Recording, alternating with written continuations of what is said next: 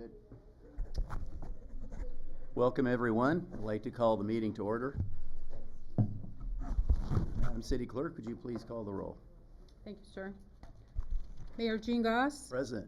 Mayor Pro Tem Edward Garcia. Present. Councilmember Rachel Arizmendi. Present. Welcome back. Thank you. Councilmember Kelly Krebs. Here. And Councilmember Robert Parkhurst. Here. Mr. Mayor, you have a quorum this evening. Thank you, Madam City Clerk. I guess it's my turn to lead us in the pledge and do the inspiration. Would you all please stand if you can? Hand on your heart. Ready, begin. I pledge allegiance to the flag of the United States of America and to the republic for which it stands, one nation, under God, indivisible, with liberty and justice for all. Well, those of us who are baseball fans, particularly Dodger fans, are excited about tonight. Our Dodgers are in the playoffs. So I did some searching and I found an interesting poem about baseball. It's actually about life by the famous sports writer Grantland Rice, who was passed away about mid-20th century, but the message I think is still apropos. It's called Game Called. Game called. Across the field of play, the dusk has come, the hour is late, the fight is done and lost or won. The player files out through the gate. The tumult dies, the cheer is hushed, the stands are bare, the park is still.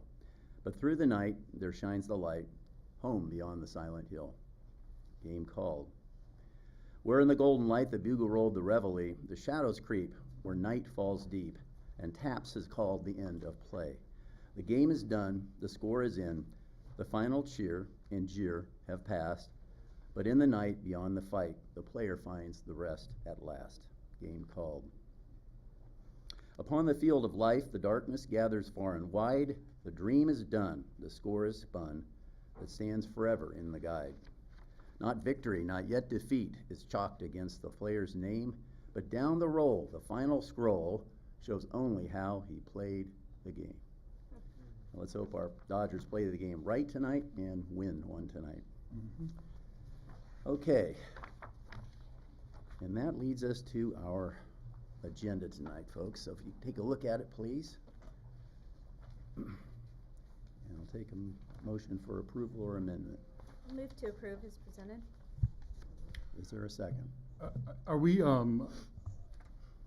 just before we do that, do we have I didn't receive the minutes personally for, The 13th. yeah, 13th, so we might need to amend the agenda to reflect that? You want to, They weren't included in the packet, so they'll be included in the next packet. okay, so we have an amendment to your motion. Is it seconded? I second as so amended. Okay. All in favor, please say aye. Aye. Aye. Opposed? Nay. Motion carries. We have an agenda. And now I'd like to get a motion for approval for reading resolutions and ordinances. So moved. Is there a second? Second. All in favor, please say aye. Aye. And that carries unanimously. And so let's go to those minutes. We have two sets in front of us tonight.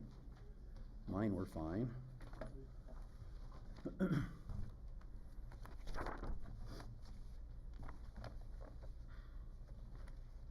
Mr. Mayor, Yes, sir. there was a minor typo on it, on the page 9 of the March 8 minutes.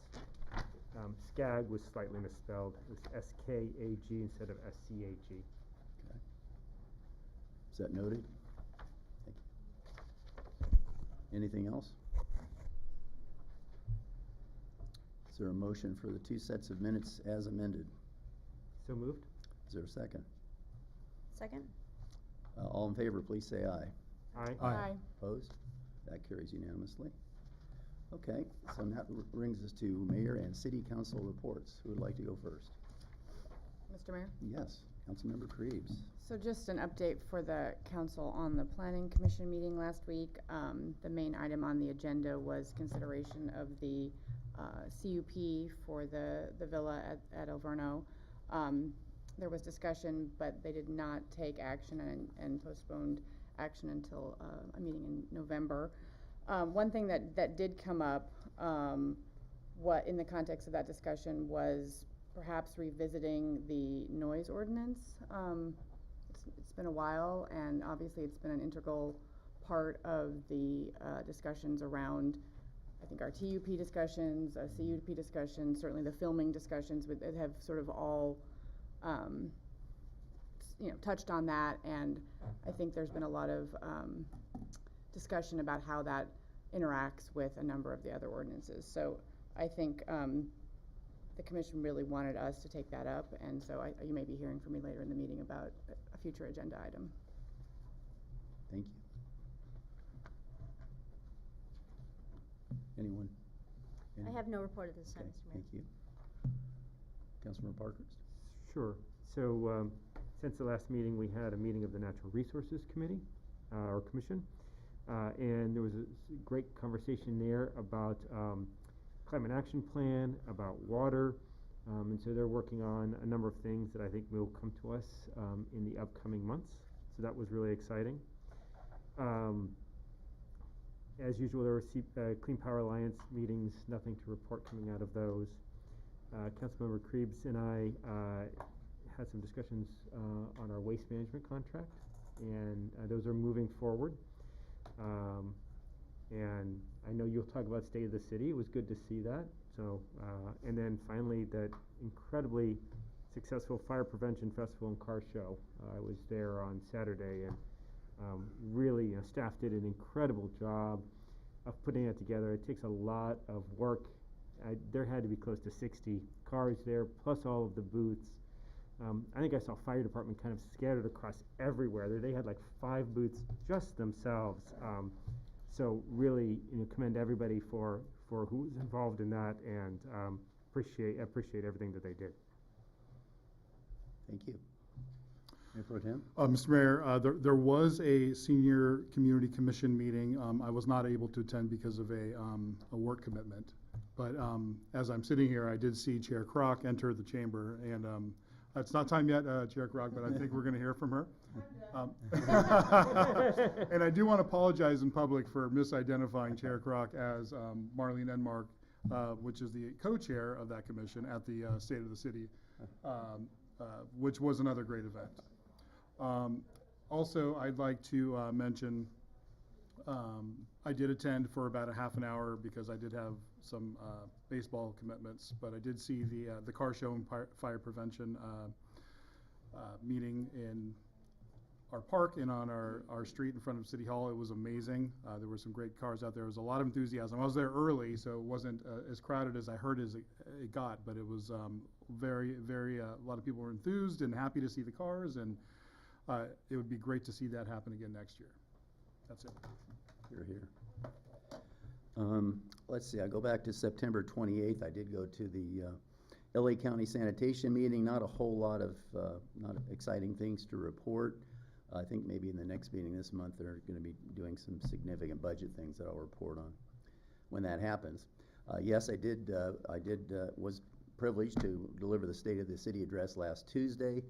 I just want to thank Mayor Pro Tem for the kind words he used to introduce me, and for serving as MC, and for staff for putting on a great event. And feedback I've received has been very positive. The Fire Prevention Festival at Memorial Park on Saturday morning was fantastic. I spent the entire morning there, and I went to every single booth, and I got a real education, had a lot of fun. And then I concluded with, of course, we also had our first, hopefully it's our first annual Sierra Madre Car Show, and that my colleagues have mentioned. And what a thrill for me, because I got to be a judge, and I got to hand out the mayor's trophy to Mr. Maharis, who is a Sierra Madre resident, for his cherry 1958 Volkswagen Bug. So that was just a thrill for me. There were actually 80 cars entered from all over Southern California. And it was really, really quite something. And yes, it was very well attended, and I think we can certainly expect to bring it back next year.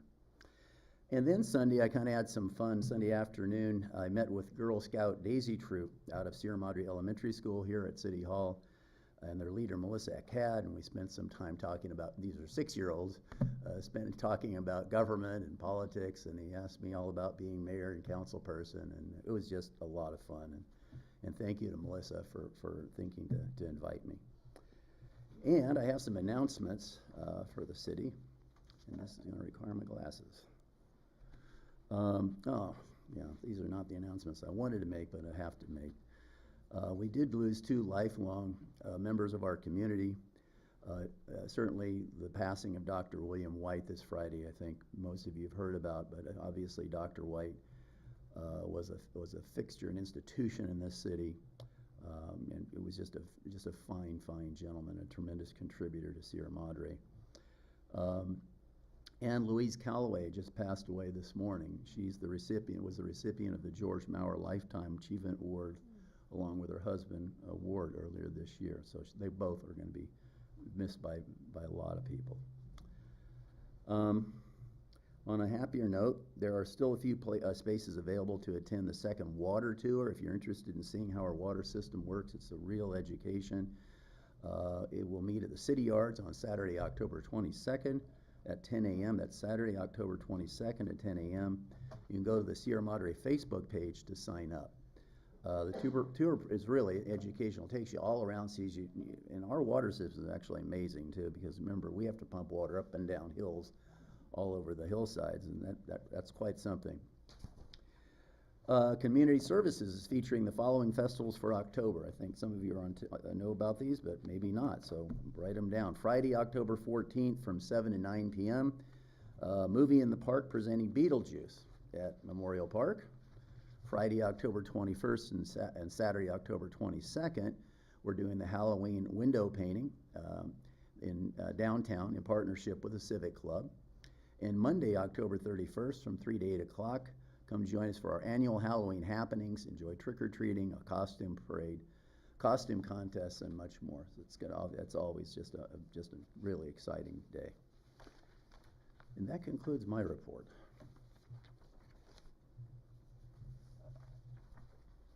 And now I'd like to turn to public comment on items that are not on our agenda tonight. We prefer that you submit a yellow participation card before you come up. And certainly you can do so now if you like. I'd like you to limit your comments to 3 minutes, please. Mr. Mayor, the first speaker card is from Joel Goodwin.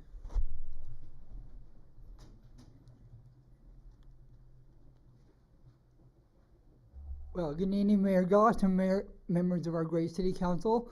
You guys all know me as Joel Goodwin.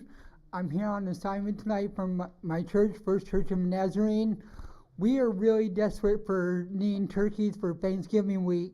We are really desperate right now. We have actually no turkeys for Thanksgiving week, and we're asking for donations for turkeys. So if there's any way the council can help and give donations, or also the community, we would be greatly appreciated. We're so desperate right now. We have actually 0 orders as of right now, and we're really trying to get them. It's very hard with all the food banks that we work with. It's just really hard to get them myself. So any donation would be greatly appreciated from the council. And if there's any way, Mayor Goss, you can talk to the mayor, pass in and see what he can do to help. Joel, would they be, if you want? Yeah, by November 15th. Okay. Just to confirm, Joel, this is Paz Naz just down the road, right? Yeah, you just down the street. Okay, cool. Thank you. Thank you very much, guys. Mr. Mayor, the next speaker is Deb Sheridan.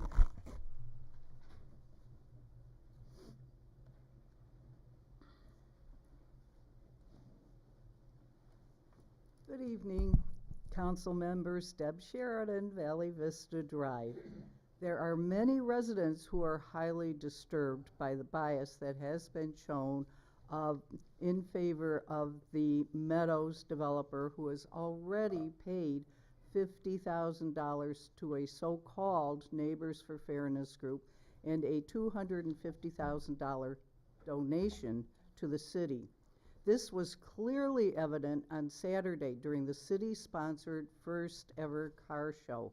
After being told that anyone representing yes on Measure HR could not have a presence on city grounds, the developer paid for no on HR people had a table and were readily handing out flyers. Plus, those people representing CERT were also handing out no flyers. Mayor Goss, you were overheard telling those same people that you were on their side. It is no wonder that our residents are so upset. In case you haven't heard, The Stonehouse property is once again up for sale. It went into the hillside management zone after the developer in the early 2000s tried to put the Meadows-type houses there. And if you don't know, it is off of Grandview. It's not what is called now Stonehouse, which is, I call it One Carter because I've been here a long time. But we are 100% certain that whichever developer buys the property will point to the Meadows project and demand to be removed from the hillside management zone.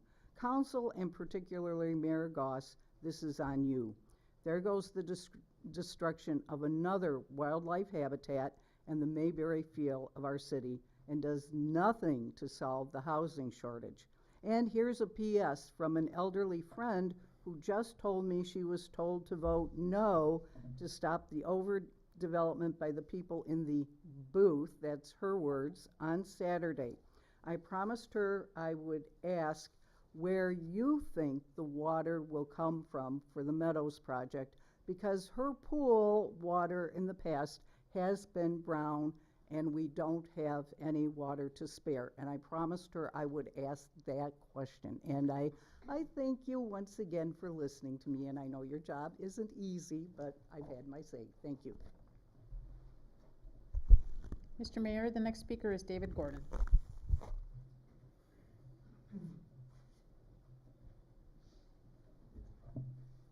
Good evening. I'm speaking in my role as president of the Sierra Madre Playhouse. We have just completed our run of Silent Sky, and it was a very successful production from many points of view. We had 1,000 people coming into Sierra Madre, preponderantly not residents of Sierra Madre, coming to the bars and restaurants in Sierra Madre, about over 1,000 people in the last 4 weekends. And alongside the play, we did a series of lectures about astronomy, which were free and were extremely well attended.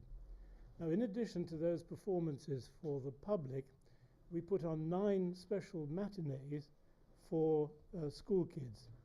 So pretty much the entire 6th grade of Pasadena United School District came on the mornings to see Silent Sky, and there was another performance for El Verno.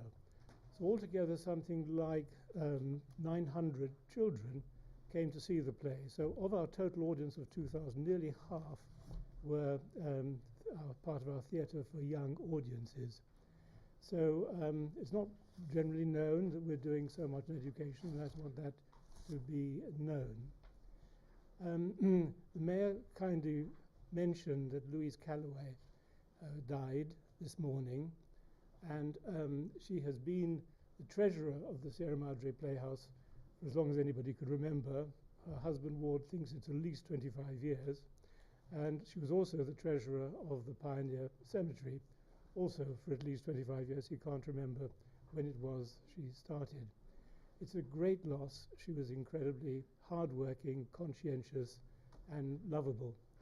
And perhaps, if the mayor agrees, I could convey to the family, on behalf of the council, their condolences to the family. Absolutely, absolutely. Thank you, David. Mr. Mayor, the fourth and final speaker card is from Pat Crock.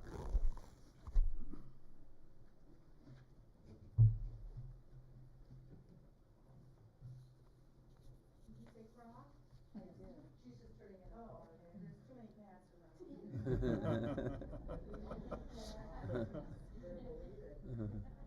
evening, City Council members, and thank you for allowing me these few minutes to spare with you. I am Patricia Kroc. I live on Fairview Avenue here in the lovely town of Sierra Madre, and I have recently been honored by being elected as the excuse me, chairman for the Senior Commission. At least I was told that it was an honor. Mm-hmm. And we have several commissioners in the audience now, if you'd like to wave. Yes, I just arrived. That's okay. Sit down. Stay.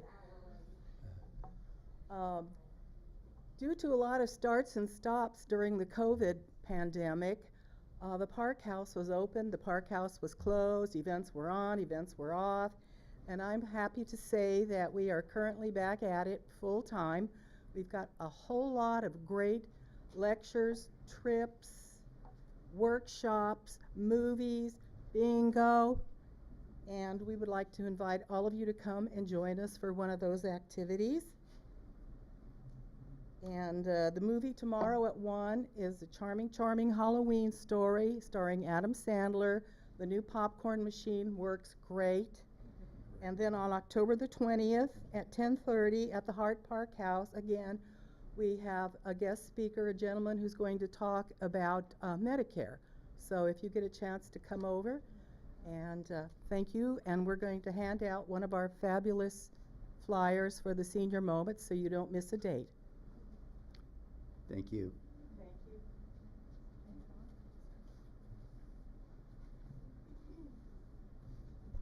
you. Mr. Mayor, we have a speaker card from Pat Alcorn. Mr. Mayor and Council, I've received some phone calls about the upcoming election from quite a few people that are very confused about the Measure 8 HR. Some believe if you vote yes, you are voting for the project. That's not true, it's just the opposite. So, A little closer to the mic, Pat. okay. There you go. Vote no on Measure HP if you want to preserve property rights and protect the monastery and stop the building of mansions. Vote no if you believe that the Meadow project, which the City Council and the Planning Commission have approved, should be built. No if you don't want the zoning changed to Hillside and take away the passionate institutional zoning that would happen for their portion of the property.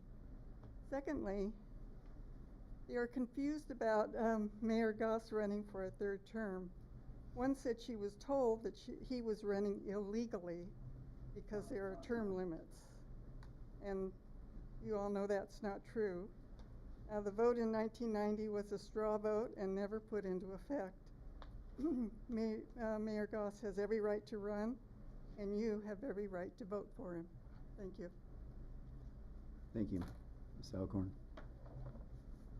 Mr. Mayor, there are no other speaker cards. However, there was one email received for items not on the agenda, and that email was forwarded to City Council and uploaded to the city's website. Thank you. We may have one more.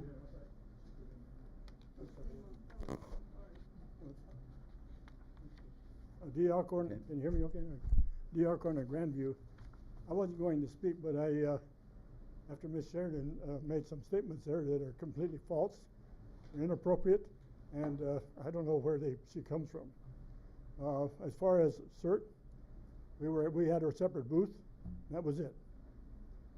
I talked to somebody in the area, and that's the extent of it. I didn't have on my CERT gear like that. As far as the table, it was in the wrong part, so it was corrected and it was moved. It was a misunderstanding where it was placed, so it was moved off of the property. It was there at the beginning, but that was a mistake, and it was moved outside of the confines of the city event. As far as the money goes, I don't know where she gets that. I'd love to have that kind of money. That's not happening that way. We do it all it's all self money from ourselves.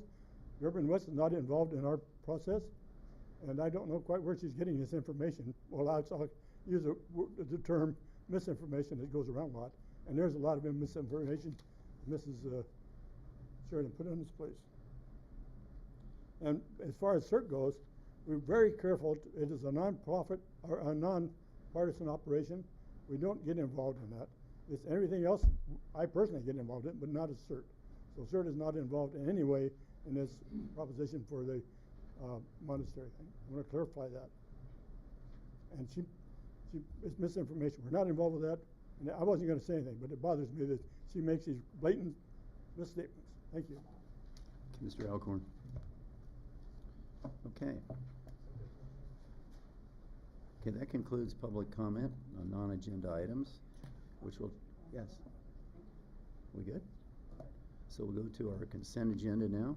Madam City Clerk, would you please do the honors? Thank you, Mr. Mayor. Before the City Council this evening, there are 3 items for consideration. Consent item A is consideration of Resolution 22-64, approving certain demands. And staff recommends that the City Council approve this resolution, and it is the approval of payment of city warrants in the aggregate amount of $356,476.39. Sierra Madre Library warrants in the aggregate amount of $158.47. And finally, payroll transfer in the aggregate amount of $416,082.51, this for the fiscal year ending June 30, 2023.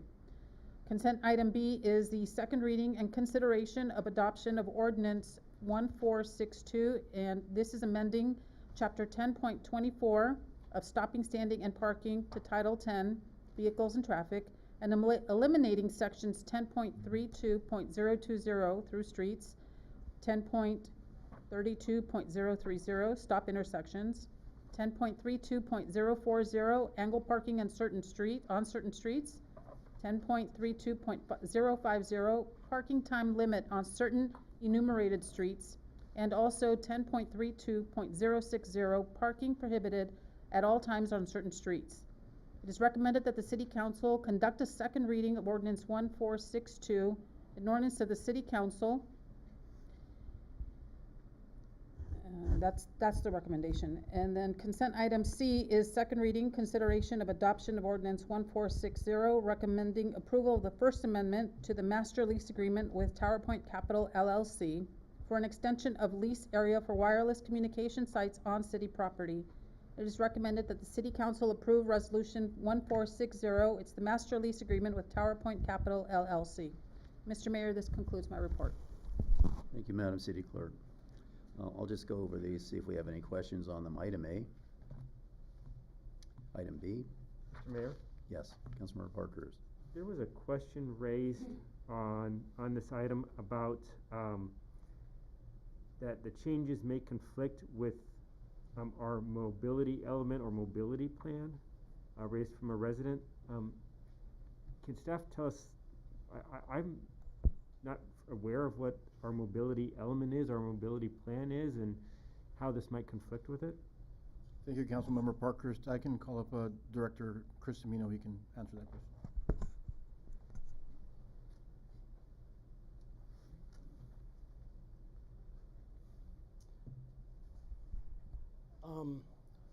So the mobility with the new ordinance shouldn't have any effect on it at all. I'm referring to James Carlson because he helped write that ordinance.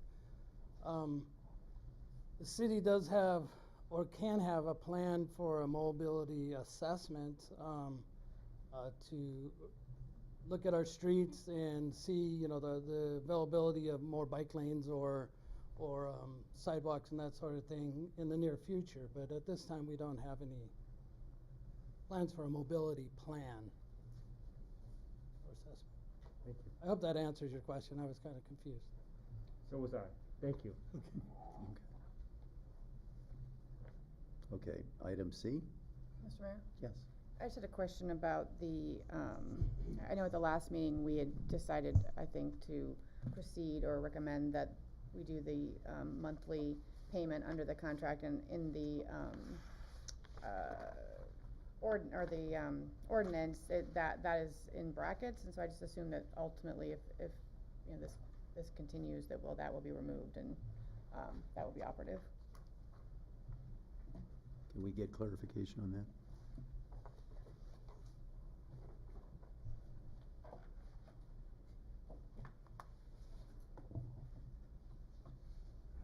So in that amendment, we did pick up from the last meeting that the council's wishes was to have the monthly payments. So we did remove the section in there about the overall payment of the buyout of the lease by TowerPoint. Yeah, I guess this in the ordinance itself, and maybe it's just in the it still provides the choice, and so I don't know if we were trying to in section 4 we were trying to maybe maintain some flexibility, but I didn't think that was where we were going. Yeah, the ordinance did not get changed Okay. to what the council's wishes were. So that will be updated, I Yes, assume? that will Okay. be updated. Okay, that exhausts our questions on the consent agenda. I'll open this up for public comment. Mr. Mayor, we have 2 speaker cards and 1 email. The email received is from one of the individuals who completed a speaker card, John Lloyd.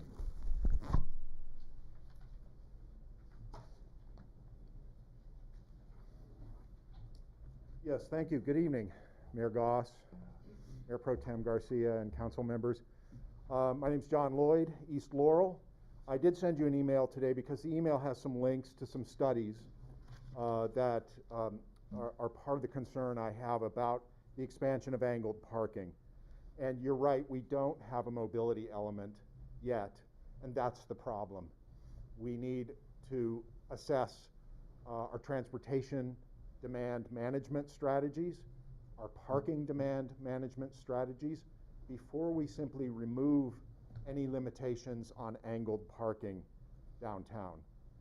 And so I'm asking tonight if you would pull chapter 10.32.040 on angled parking out of this revision and consider it at a later date.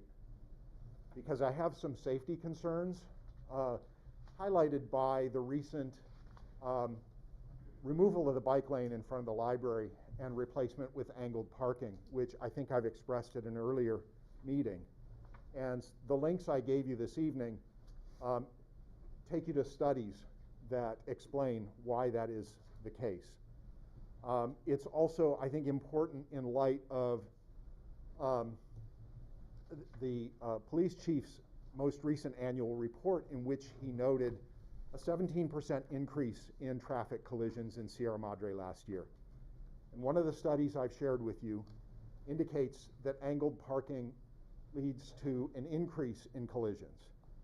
So we need to be really careful about, I'm concerned about the expansion of angled parking downtown. And as a person who rides a bike for transportation, I can tell you that it makes it much more stressful, much more uncomfortable to ride for transportation around town. It's how I get around town. And how are we going to encourage alternative modes of transportation to meet our climate goals, to meet our public health goals, and to improve safety downtown? So I think this is the kind of thing that needs to be held off until we have a larger conversation about a mobility plan for Sierra Madre.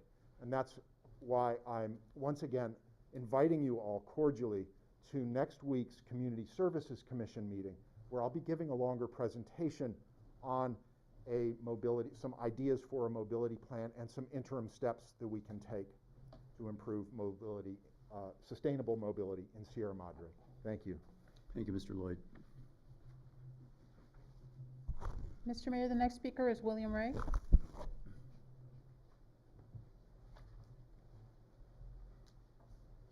To walk kind of slow, my leg fell asleep.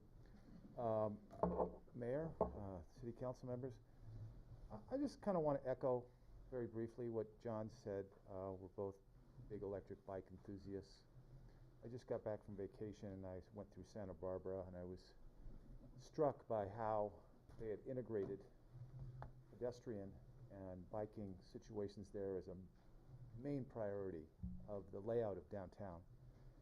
And and every day I turn around here in Sierra Madre, I see somebody new on an electric bike.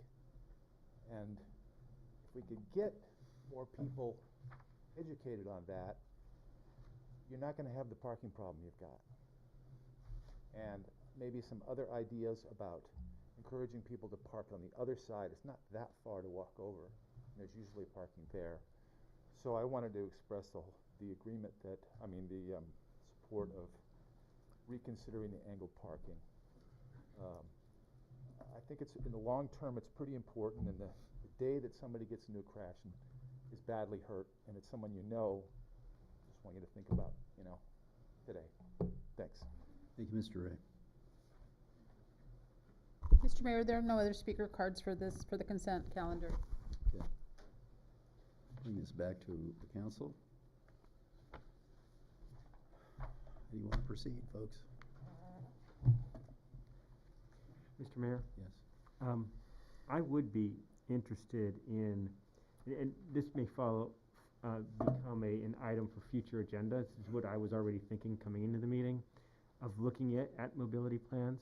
I think, the advent of electric bikes is really transforming transportation, especially in Sierra Madre, because before you couldn't get from uptown to downtown without an electric bike, unless you were in really good shape. And so I think that changes a lot, and I think it'd be good for us to consider it. On the angled parking, that has happened, and those parking spaces have changed.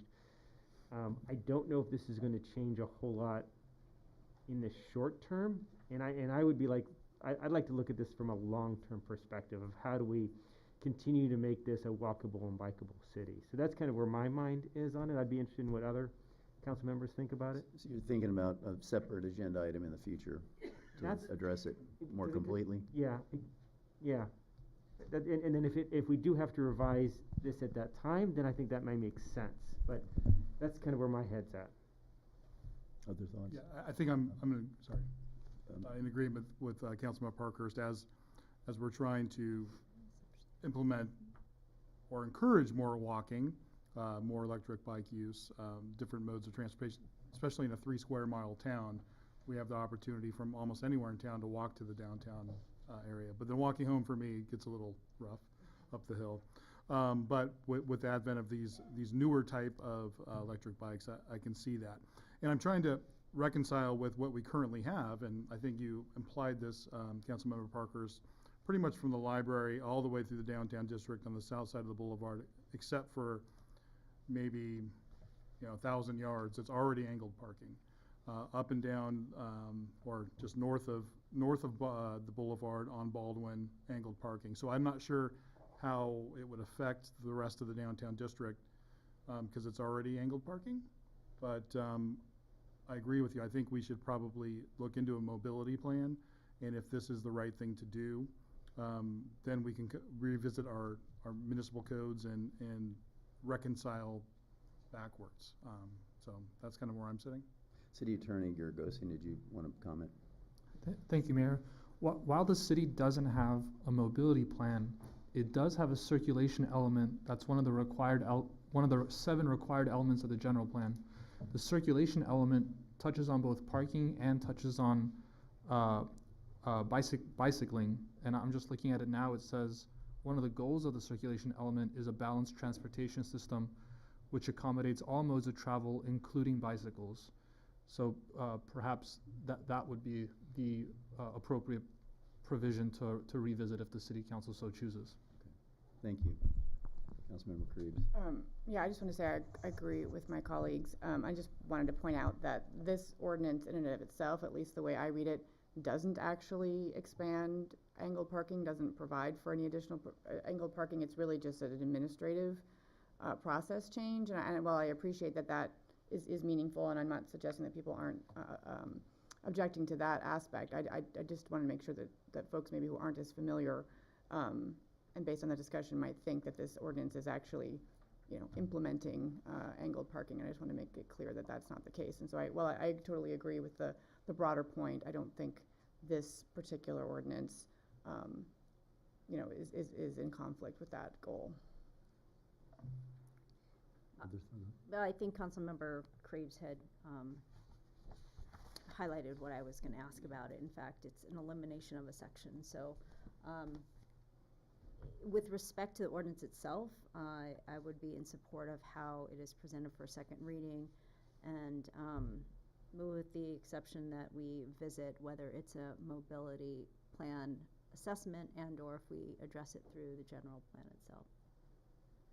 So that's a motion in favor of the I will, I can make a motion to approve the ordinance as presented, and just a friendly amendment to say that we can revisit a mobility assessment and or a general plan piece circulation option depending on how the council wants to see.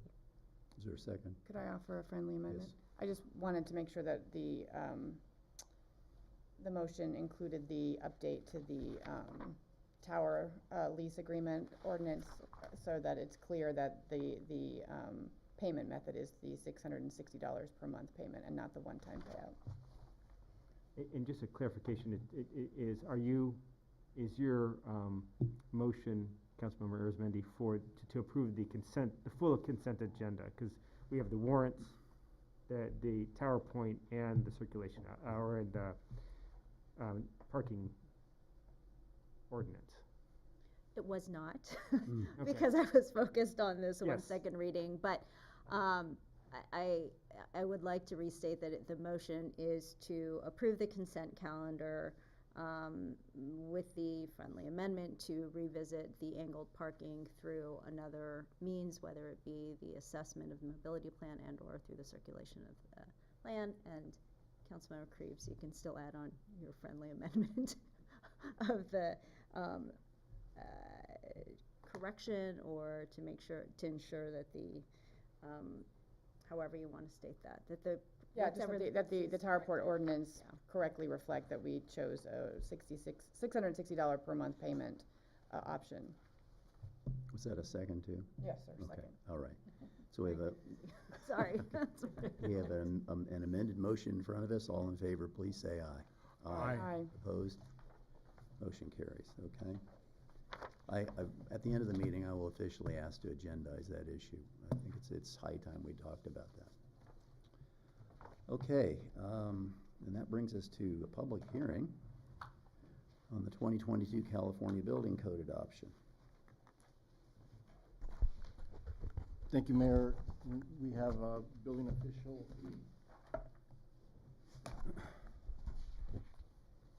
Who's going to present? Bob? That's Bob Allen, sorry. Alan Cook. Alan Cook. Sorry. I know I shaved this morning.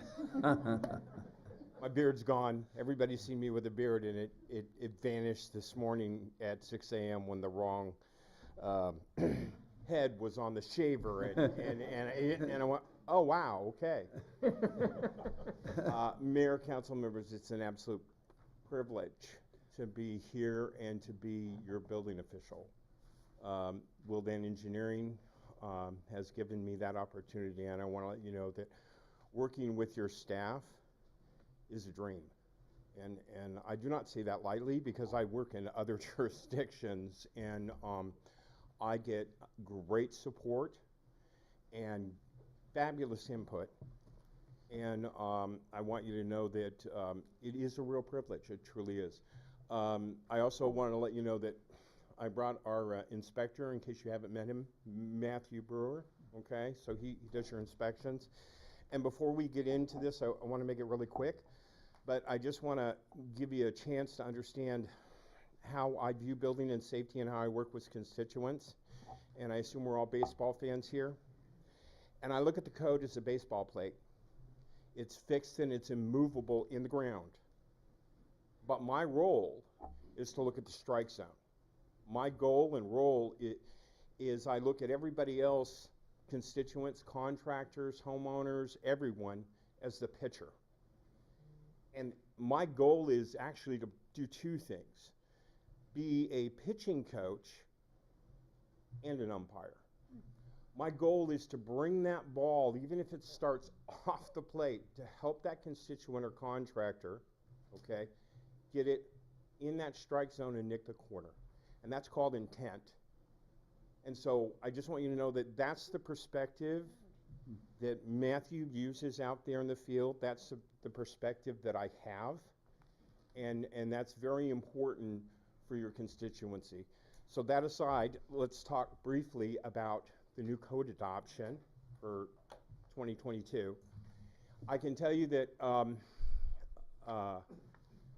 I and some team members of Willdan went through the code for proposed for this year, and went through your municipal code, and also went through last year and the previous year's last code, 2019's code adoption process. And there are no conflicts with the presentation that you have. There are no changes in the current code that conflict with your municipal code in any way, and that we can recommend that you codify this for 2022. Now, some brief topics of what changes are. There's some changes in energy, but the kind of changes in the Energy Title 24 code mostly have to do with things like insulation and materials. And the big changes in the code actually are applied materials. Permission for us as building and safety to allow certain materials that reduce costs. There are no changes in energy in relationship to solar or requirements that way. Those are all done. Any other questions with regard to anything that you've heard or have any concerns, feel free to email the city manager any of those questions, and I will jump to it and get those specific items answered for you. But I'm here now, and I will gladly entertain any question that you do have. Who wants to start? I can start. Yes. Okay, so I just have a couple, and I think, you know, my read of what you presented, it seems very similar. So with respect to fire, basically there's an increased stringency on if you replace more than 50% of your roof, the roof has to be fire retardant. Is that right? And that's a change? Yes, that would be considered a change, but it shouldn't be... Nothing huge. No, because you already have in this jurisdiction, and that's the real key, you already have a fire zone area, and there are certain restrictions here that you already have that address many of the issues. When we sent this over to fire to have fire review it, your chief came right back with me and said, no, we're good. Everything looks good. Okay. And then there was an update related to EVs in there, but it looked like it was mainly exceptions for parking garages that use lifts for, so that doesn't apply for us. It wouldn't apply for your jurisdiction, no. Okay. And are we talking now both about the building code and the fire code? Yes. Okay. I am talking about both. I may, though, if it's specific fire code, I may have to refer back to your fire marshal. So there was one term in there that was confusing to me, and it was a term about a recreational fire, and a recreational fire has to be at least 20 feet away from a house. I think that's what the terminology is. What is a recreational fire? Is that if you've got a fire pit that has a propane cylinder? Is that if you've got a wood fire pit? Is that if you're putting you're building a fire on the ground? What is a recreational fire? This was a term I do not know. According to the definitions, as far as I understand them correctly, a recreational fire wouldn't necessarily be a fire pit, wouldn't necessarily be a barbecue, would be something that would be considered a temporary fire.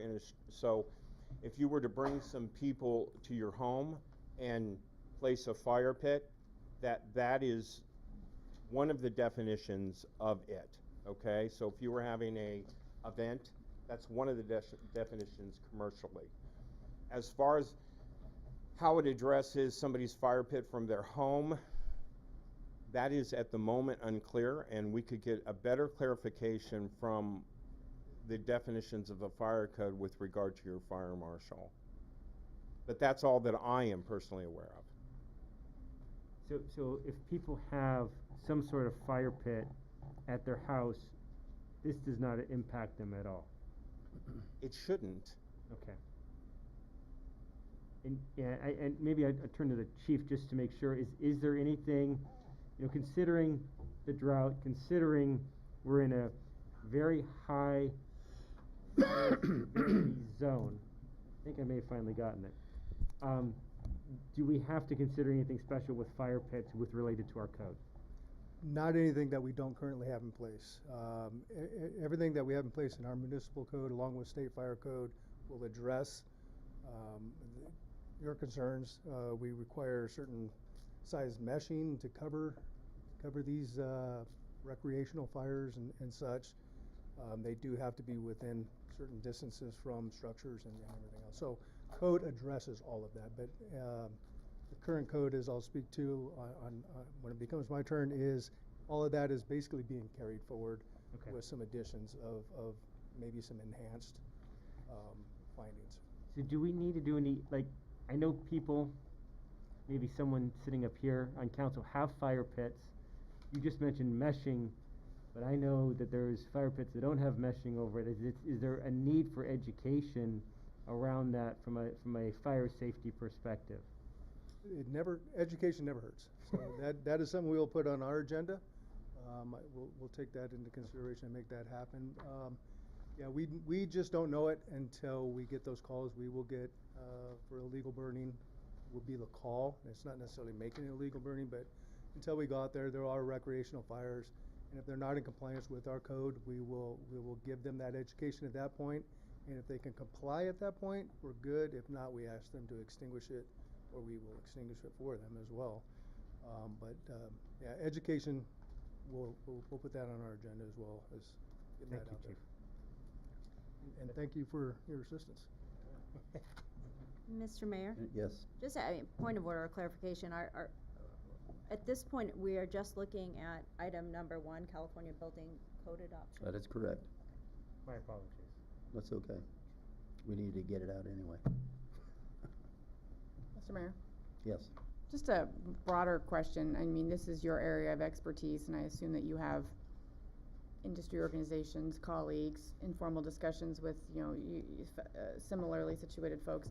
Is there anything that you're hearing or folks are talking about that seems controversial, or people are, discussing at a different level than just the normal, this is kind of all in line with what we'd expect? And, I just don't have that expertise to know, reading this, like whether any of it all seemed pretty straightforward to me, but I just don't have the context or the expertise to know that, like, oh no, this is actually causing, a kerfuffle among folks who are better educated. Okay, so one thing that the chief brought up, which I should have mentioned, is the current amendments that Sierra Madre has, in a lot of respects, okay, are actually higher and more restrictive than the current building code, which is a good thing. So when I'm making a statement that there's nothing in this jurisdiction, in this new code, all right, that would conflict with what you already have, is because Sierra Madre, with a lot of this, is already right here where you should be anyway. All right, so that being said, to answer your question directly, in building and safety, there's always controversy. There always will be controversy on what can be and what's coming. With this current code cycle, the answer is no. Okay, and that is really simple to say. We haven't had, outside of these fires that we've had in California recently, which I think some things are being addressed with regard to that, we haven't had any major earthquakes, major unsettling experiences for the building and safety to really say, hold it, wait a minute, we need to make a big change here. We haven't had that. And everything that we've had seems to be working just fine. So anything that would affect this jurisdiction, the answer is no. There's grumblings and rumblings, and there will continue to be. Thank you. And there will be conflicts, but we address them as they come. Any other questions? Okay, thank you for your report. Thank you for answering questions. And I will open this up for public comment. Mr. Mayor, no speaker cards were submitted for this public hearing. Okay. So I'll bring this back to council. We'll look at item 1 only, then we'll move on to item 2. Are we looking for a vote on it? Do we have to vote on it, or is this just as a public hearing? First reading. Yeah. Okay. So if you're ready, I'll take a motion. I move to approve as first reading by title only the adoption of Ordinance 1464 pursuant to the 2022 California Building Standards Code amendments. Is there a second? I'll second it. Okay, we have a motion on the table. All in favor, please say aye. Aye. Aye. Aye. Opposed? Motion carries. And now we'll move to item number 2, public hearing. And I see Chief Bartlett is already there, ready to go. Yes, sir. Mayor Goss, Mayor Pro Tem Garcia, and council. I'm here tonight to introduce to you an ordinance for the adoption of the 2022 California Fire Code. On January 1st, 2023, the state will implement the latest edition of the California Fire Code with all statewide amendments approved by the California Building Standards Commission. State law permits local jurisdictions to locally amend the state code, provided that the amendments are more restrictive than the state, and all amendments are based on climatic, topographic, and geographic needs of the city, which were spoken to earlier. We can raise the bar, but we cannot lower it. The fire department has presented an ordinance to you that continues all existing local amendments with no proposed changes to add additional amendments. If this ordinance is not adopted, Sierra Madre will no longer be able to apply local restrictions that have been vital to the safe development and construction of residential and commercial buildings for both citizens who live and work in them, as well as firefighters that need to respond to incidents. Adoption of this ordinance will mean that all development will be held to the same standards that have long been enforced by the fire department. The fire department recommends that you hold a public hearing to hear comments from any interested citizens regarding the proposed amendments, and to then finally adopt the proposed ordinance at the October 25th, 2022 City Council meeting. If you choose not to adopt the proposed ordinance, we will only be able to enforce the state minimum building standards. This concludes my report, and I'm available for any questions. Thank you, Chief. Questions? Pretty straightforward. Mr. Mayor? Yeah. I noticed in the findings, there was a, pretty heavy emphasis placed on fire sprinklers, and similar to a comment that Councilmember Parkhurst made earlier, I'm not sure folks are really talking about, installing fire sprinkler systems. Is this primarily directed at new construction, or are we also, doing outreach and community education about, retrofitting existing the existing housing stock? The short answer would be yes to both. Any new construction will require, and then any type of remodels that meet certain thresholds will also require the addition of sprinklers. But are we recommending sort of voluntarily that this is something that we would tell people to do, even if they're not sort of triggering it? They are requirements, not voluntary. If you meet these thresholds on your remodels or anything, you're going to be required to add fire sprinklers, and if you're doing new construction, you're going to be required as well. Maybe to answer your question, for those that aren't meeting those thresholds, again, we'll add that to our agenda as well. And it's kind of what we've been doing with our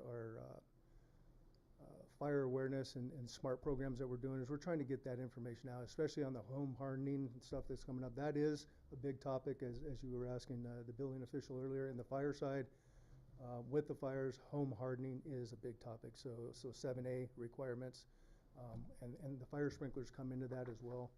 So that will be part of our education component, that yes, please voluntarily, it will help you. But again, that's more for life safety inside of the occupancy versus really any kind of thing to do with wildfires. Other questions?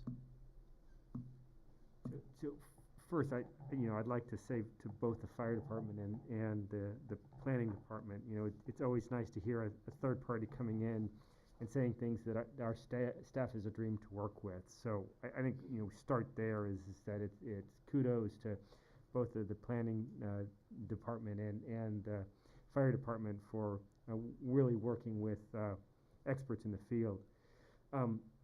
My question is considering, I really like where you're headed on this, Chief, and like the proactive nature, like the education. We just recently sent our second newest now engine up to a fire, to a wildland fire, 2 or 3 months ago, I believe. Based on what you're seeing, based on all of the urban fires that you're seeing, are there other things that we should be doing? We're already setting the bar high. Are there things we should be considering that we're not doing? You talked about home hardening. That sounds like a good thing. Is there anything else that cities that are becoming more fire resilient are doing that we could be doing better? Great question. It's a continuous improvement cycle for us. The more we find out, the more we try to get out there. Just a little sneak peek of some stuff that we're trying to do. There is a platform out there that the county has pushed out that is within the state, referred to as Zone Haven, and we've been working with that. So that's something we're looking to push out, but that's going to be basically an aspect that the public can get online and look at, which will let them know what areas they live in within our city, for evacuations, for any type of emergencies or anything like that. And then there's also another component of it that's internal where we can adjust these things. So it's new. The LA County itself is just implementing it, and we're hoping to be one of the first cities to actually get that activated and going. And we're definitely planning on trying to get that up for the next official fire season, even though we're never done. Along with that, I think What was the name of that? it's called Zone Haven. Haven? Yes. And it's a great platform, basically for awareness, to let people know where they live and what area they live in. And so that'll be rolling out. That's some other things to be looking for. Other than that, to be honest with you, what it's going to take is us to get together as a community, residents, staff, fire department, everybody, just to educate ourselves, to spread the word to our neighbors of information obtained through the programs that we're providing. We don't get the best attendance sometimes, but those that do attend, the word of mouth gets out there. But a lot of it is going to depend on the residents themselves. If they help themselves, we're more than able to step up our game and really help out, right? So if people are educating themselves and seeking that information as much as they can as well of how to make their homes and their vegetation surrounding them more fire resistant, then we would all stand to escalate our game. Great, thank you very much.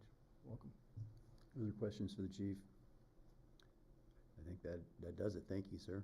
Appreciate it. Thank you. So this is a public hearing. I'll open this up for public comment at this time. Mr. Mayor, the city did not receive any speaker cards or emails to this topic. Okay. So I'll bring it back. Can I get a motion for approval of this? I move to introduce for first reading by title only the adoption of Ordinance 1463 pursuant to the 2022 California Fire Code amendments. Is there a second? I second. All in favor, please say aye. Aye. Aye. Opposed? Motion carries. Moving right along, we go to a discussion item. It's a receive and file for the 2022 sidewalk assessment. Again, Director Semino graces the stage. Here I am. Thank you. So tonight I'll have a PowerPoint presentation for you. I bring to you a sidewalk assessment of our existing sidewalks. This is not an update of our sidewalk master plan. This is an assessment of our existing sidewalks for the repair of those sidewalks, for a plan to repair of those sidewalks in an established plan. We did a sidewalk master plan 2015 and updated it in 2018. Since then, staff has repaired and replaced more than 24,000 square feet of sidewalk.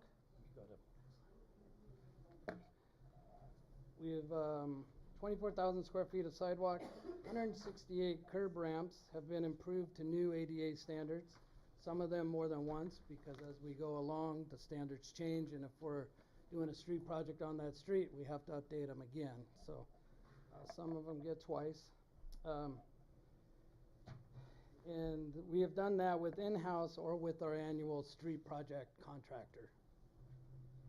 2021 staff solicited Precision Concrete to perform an assessment of all of our city sidewalks and inventory all the displacements, discrepancies, or deficiencies and hazards to all of our sidewalks. As a result, 2,535 areas with deficiencies of 1/4 inch to 2.5 inches of sidewalk lifts. Most sidewalk lifts are caused by private and public parkway trees. An inventory of risk factors and distress items was collected and entered into a spreadsheet. The data is summarized into a street segments and itemized by physical address, GPS locations, and the size of hazard and the severity of the hazard.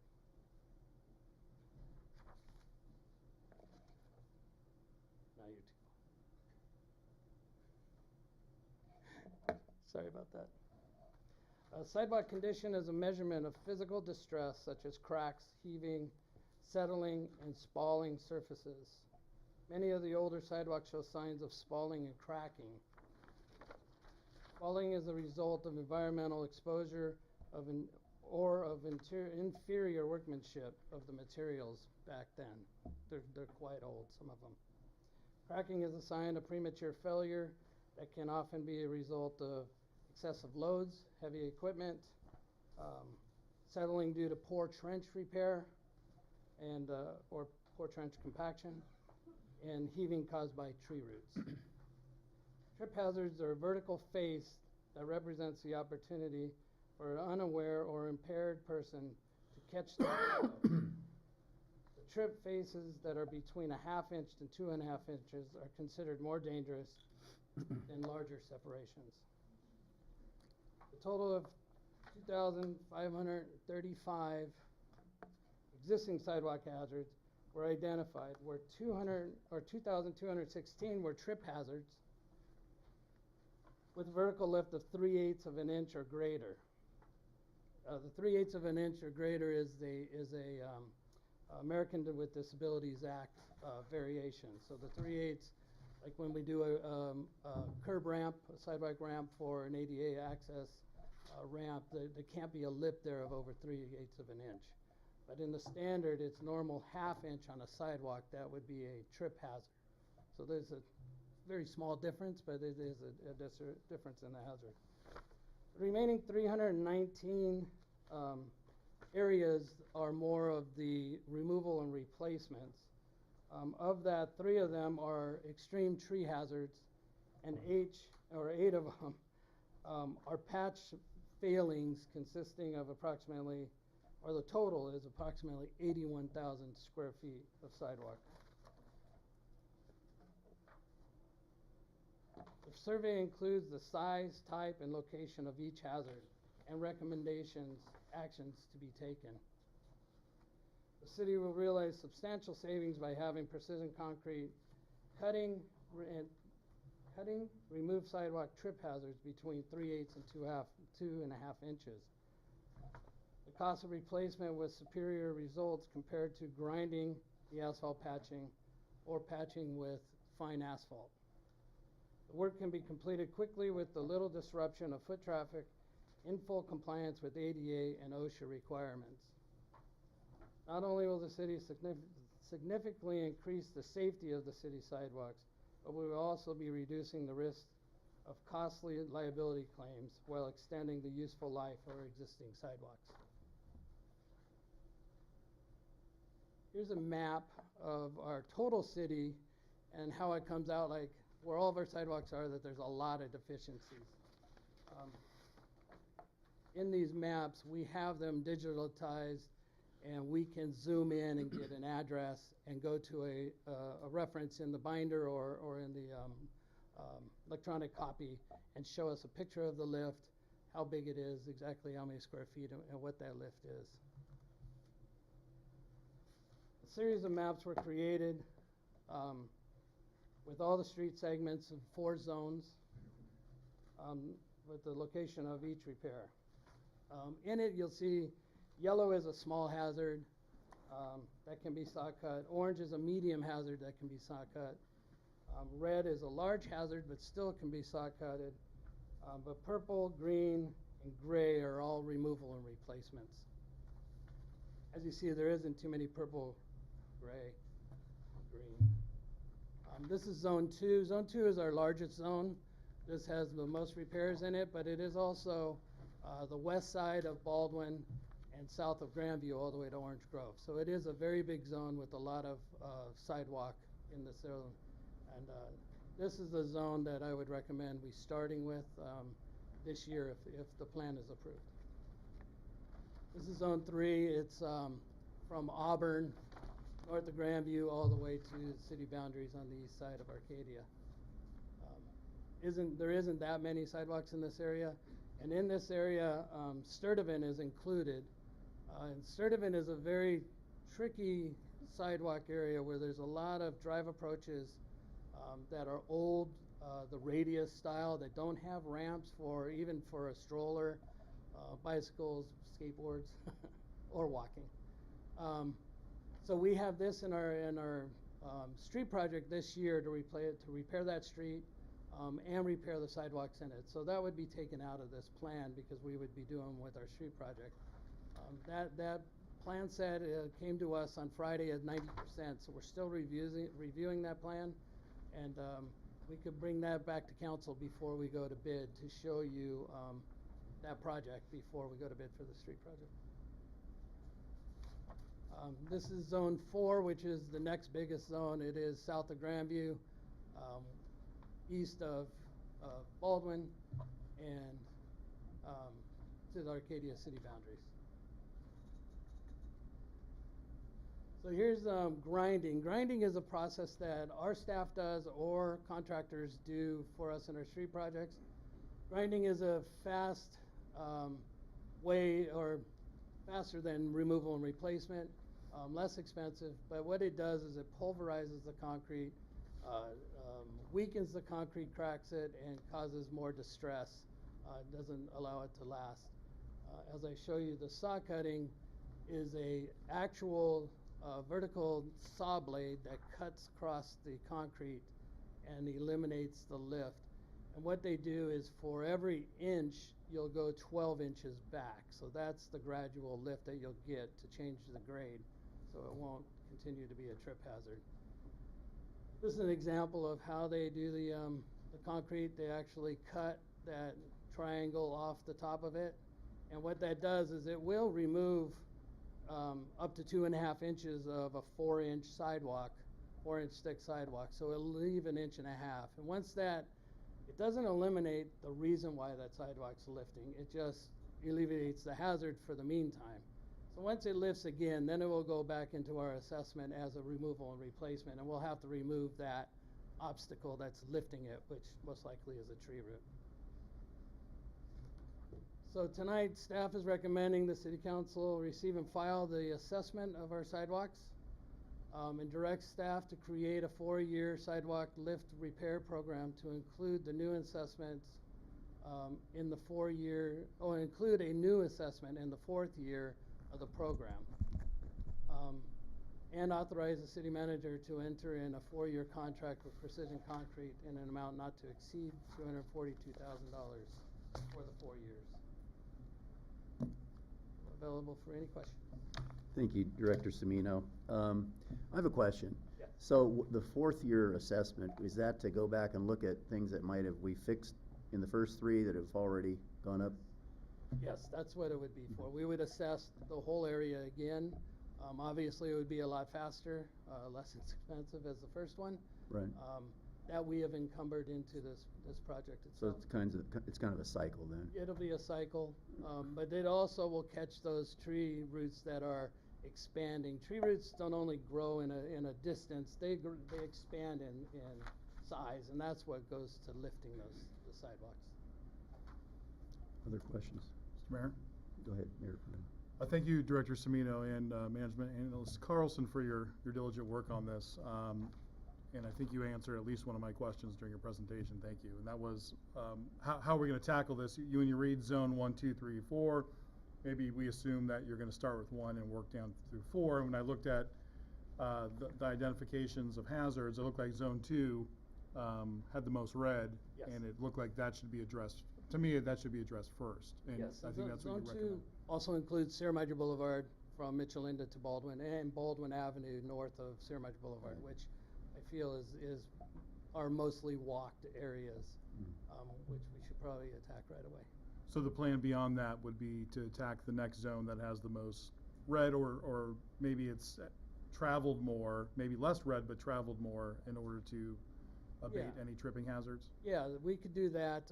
We could combine two zones into another year. The funding source will come from Measure M, Prop C, all of our street sources of funding. So we could encumber two zones at once and have these done in 3 years or even 2 years, but I would recommend 3 years, and then that fourth year we assess it all over again for. I think you kind of hit on one of my questions. So it's Measure M and, no, it's good. Measure M and Measure R. These are, Measure M funds are generally the funds that we use for our roads. So how is that going to impact our road plan going forward, right? So our road plan, we've come to the end of our 5-year of our pavement management plan. We are looking for the engineer to come back and do another assessment. For Metro, we have to have a PMP every 3 years and then a pavement condition index every 5 years. Why they're offset, I'm not too sure. Probably different regulating funds that we receive, they need them different. So we will see in this pavement management our new plan for the streets. As it is now, we receive $800 to $1 million a year in street repair money through all the measures and proposition money, including SB1 and gas tax. So, which could be going down at this time, I'm not sure. But we will evaluate that with our street projects. And in a sense, the street condition is really going up. I assume we're going to be probably about at 80 this year, which last year, or last pavement condition index, we were at a 78. So I think we're going to be going up, which means our roads are improving, and we'll do more maintenance on roads, which isn't so much reconstruction, and they'll free up more funding for curbs, sidewalks, drive approaches, and that sort of thing too. Thank you. And I think finally, it mentioned $55,000 a year. I'm assuming that was just a straight average of what they're estimating for the whole project, Yes. and probably because Zone 2 is going to be more expensive than Yes. the other zones, et cetera. So we have funding in place. We're ready to go for all this? Yes. Okay. Yes. Thank you for the presentation, and it just amazes me that you're able to take pictures and identify 2,500 areas of repair locations. That must be a really fun binder that you have. Two questions. One is, I understand what you're requesting the authorization for is for the number of saw cut repairs. Who will do the work on the 319 remove and replacement, and is it funded the same way? Is my first question. Those are funded the same way. It would not be a precision concrete contract. It would be either our city staff, which we're really losing our expertise in concrete finishing and pouring. So I'm hoping we can continue that with the staffing level we have. Or I include it in my annual street projects, and I can jump those projects around. Even though I'm not working on a street, I can have, in the plans and specs, some sidewalk and curb and gutter repaired in other areas, and not necessarily that street. It's not economically, responsible to do it that way, but I can do that in order to attack these 319 areas of extreme hazards. Okay. And then, I heard you also say possibly 3 years and then an assessment on the 4th year is a possibility? Yeah, looking at the numbers as I did my PowerPoint after I wrote the report, I was seeing that it could be encumbered into 3 years. And it's tied into my next question is did we establish that timeline because that's the amount of work that Precision Concrete can do, or I was just wondering the reason, because in my head I'm thinking let's just fix them all now in year 1, but I just wanted to understand why the 3-year or 4-year. So it was suggested to do it all in 1 year, and my thought on it was to have a plan and to move forward. And when you think of the liabilities of it, and as we have a plan and we work forward, it kind of helps out. If we knock them all out at once, and then they're all gonna, or not all, but a lot of them will come back at the same time also. So we could do it all at once if council prefers. I see, but the reason you did that is more on a maintenance, for maintenance purposes long term, is so that you're doing it in phases. Yeah, and then we work in the assessment and then go on again and do it again. Okay, thank you. So thank you for this. Couple of questions. So you've mentioned the master plan. Now, I know the general plan. I know a master plan for like Alverno and for some of the other developments. Is the master plan you're referring to like a master plan for sidewalks and streets, or I'm trying to get clarity on what you mean by the master plan? My predecessor did a sidewalk master plan. He did it in-house. Our staff went around and took pictures and evaluated sidewalks and filled in maps and did maps of infill projects versus where our sidewalks are, where streets that can have sidewalks and where streets that really it wouldn't be feasible to put in sidewalks. That's all part of that master plan, and Bruce Inman orchestrated that back in 2015. And then when I was researching for this, I saw a plan, one of his plans with a few edits to it, and it said 2018, so I assume he did an update in 2018 just before he retired from the city. So this master plan, it would be not only to repair sidewalks, but to put in sidewalks in places that do not have them.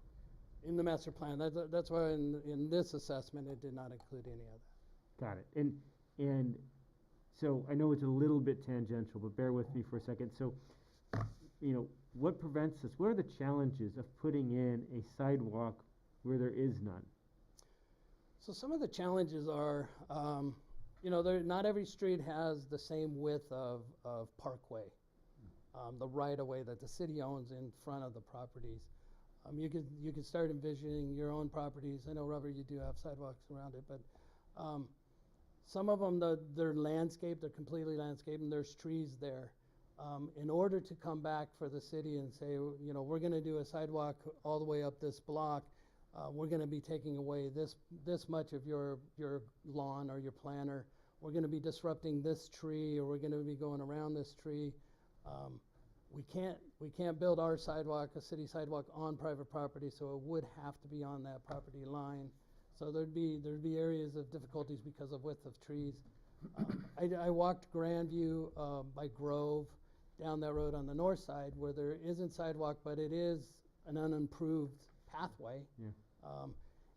I wouldn't suggest putting concrete on top of that because you have all those roots from those fantastic oak trees as you drive down Grandview, because either the concrete will just start lifting right away, or if you took those roots out to put the concrete down, you could be damaging the life and longevity of those fantastic trees. So there's a lot of obstacles to it. There is some areas that do make sense.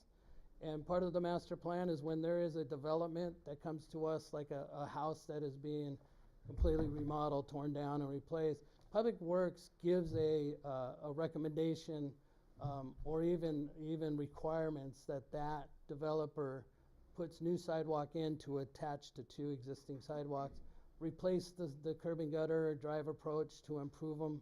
We call them Public Works improvements on the recommendation for those plan sets. We can do that as Public Works. So some of your examples talks about lifts of one sidewalk or another. So as I was preparing for the meeting and I was walking around the city this morning and yesterday morning, I noticed some streets where you've got like what I would call a teepee. And it's like, it looks like it's perfectly good concrete on either side, but it's quite an edge, and it would be kind of an angle there that may be an issue from an ADA compliance. What's the decision on those types of areas? Some of those are listed as our 319 areas that are over 2.5 inches. You know, they're ramps. They're great bicycle ramps. But those would be an R&R to replace, and then we would have to take in consideration the tree there that's causing that lift. Great, thank you. And if you've got a place, like we've got the lifts and we do the saw cut, how long does it take for like that? I mean, I know this is kind of, I think I know what the answer is going to be, but how long would you expect you have to come back to those streets, get lifted by those roots that are growing larger in diameter? It's just a guessing game, and that's kind of why I went with a 4-year, you know, to evaluate it after 4 years and see what it lifts after that. Okay, just a couple other, so you'd said, I'm clear on the yellow, orange, and red. Now you said gray to my eye, that's blue. I just want to make sure it could just be my age. So is that blue, what you're describing as gray, the squares? So Yeah, okay. It would be the squares. And the squares, what are we doing with those? Is that a repair and replace? That's just an identification for us. So when we look at the binders, at it, we'll look and see, what that binder is explaining what that. And so what do you do with the squares? So the other ones, the yellow, orange, and red I saw are saw cut, and I just missed, I didn't quite catch when you have the gray. What are you doing with those? The gray, it says it's a removal and replacement. It's a removal Those are part of the R&R ones. And then the green, it says that it's a known tree-related issue. Okay, so the green, Analyst Carlson, could you bring up hazard zone 2? Because I just want to make sure I completely understand.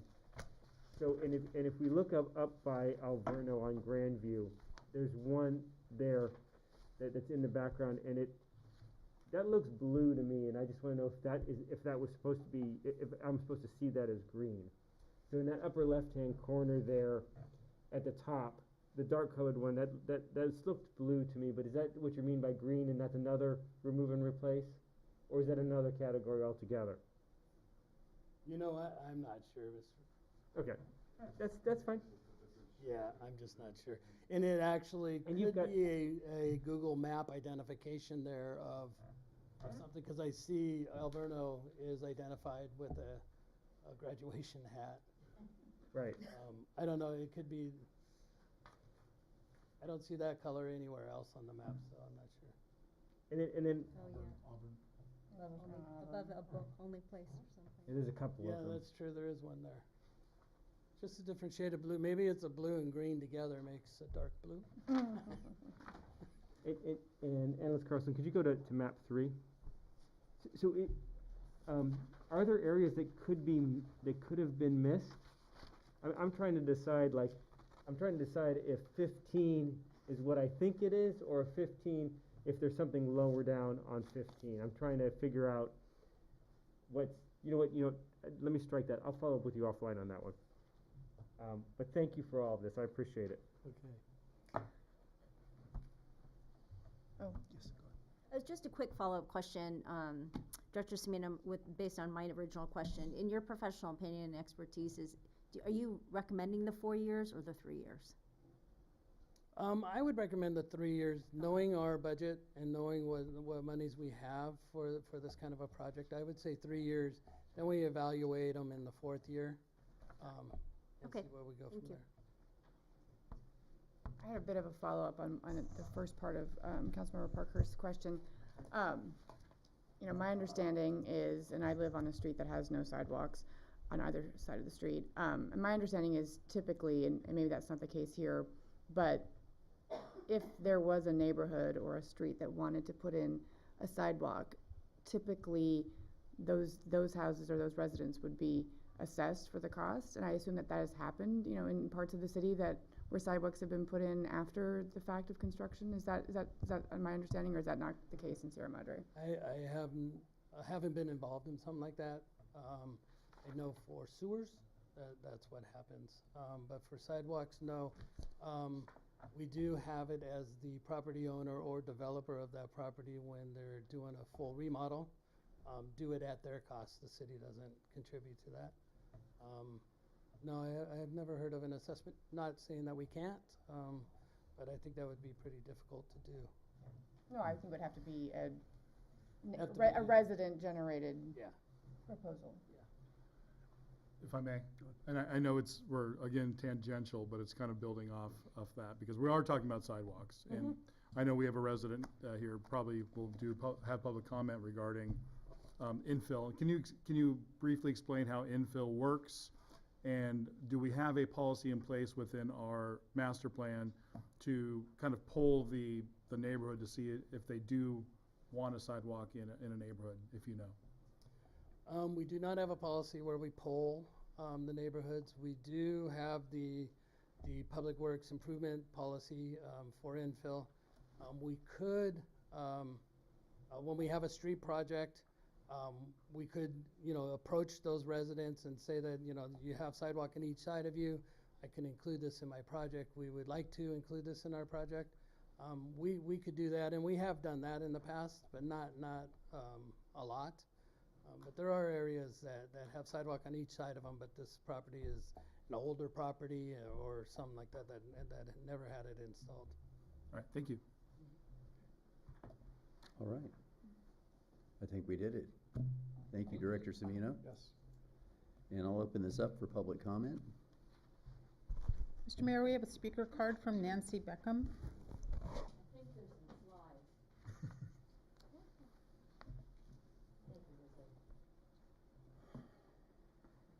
I'm wearing my other hat tonight, my traffic stuff. I think there are some pictures, maybe? They were forwarded to the council. Yeah, you saw the pictures. Yes, I saw your email. Ms. Beckham, can you pull down the microphone? Sure. Thanks. The reason for the pictures, I sent a great number of them to Chris about a year and a half ago, as well as Jose. I explained to Jose how ramps were built that went over the oak roots that you were talking about, as well as camphor trees. Because what you don't know is I lived on South El Molino for 35 years, and after we did a neighborhood traffic plan to try to do traffic mitigations, to try to push traffic out of a neighborhood that was caught between a developing downtown, you're gonna not be able to do that timer on me, because I'm gonna go too long with the other stuff. Anyway, we had to push traffic out of the neighborhood. Once we got the traffic out of the neighborhood and established the no left turns, the traffic circles, the caissons, and all this other stuff, which is part of what I lived through for 3.5 years, then they did the sidewalks. The sidewalks are not straight on Madison and El Molino, but people don't have to walk in the street. Children don't have to walk in the street to school. They walk on the sidewalks. I sent Chris fabulous pictures of what Madison looked like, and every resident was out there trying to work with the people who were putting in the sidewalks, because nobody wanted to lose a tree. No trees were lost. And I don't know who was in charge of the trees and that whole plan, but they are probably still in Pasadena. And I'm quite sure someone can call Pasadena to find out who worked on those, because they did a remarkable job. What I didn't tell anybody, and I'm going to slip my throat for saying this, is when I moved out, I got charged $500 for future sidewalk repair, because they were trying to pull together a source to keep hanging on to keep repairing sidewalks. That is something that they did, and I had to pay for it to sell my house in Pasadena. But you're going to have some concerns for some people who are going to be having more traffic on their streets who don't have any sidewalks, which is that whole northwest section, which is now going to be impacted by the Meadows project. I've lived in my house 15 years. My house is 100 years old. It's never had a sidewalk in front of it. There are lots of areas on Lima that some has sidewalk pieces that residents have put in themselves. But why my house, after being 100 years old, doesn't have a sidewalk to even talk about? I don't know.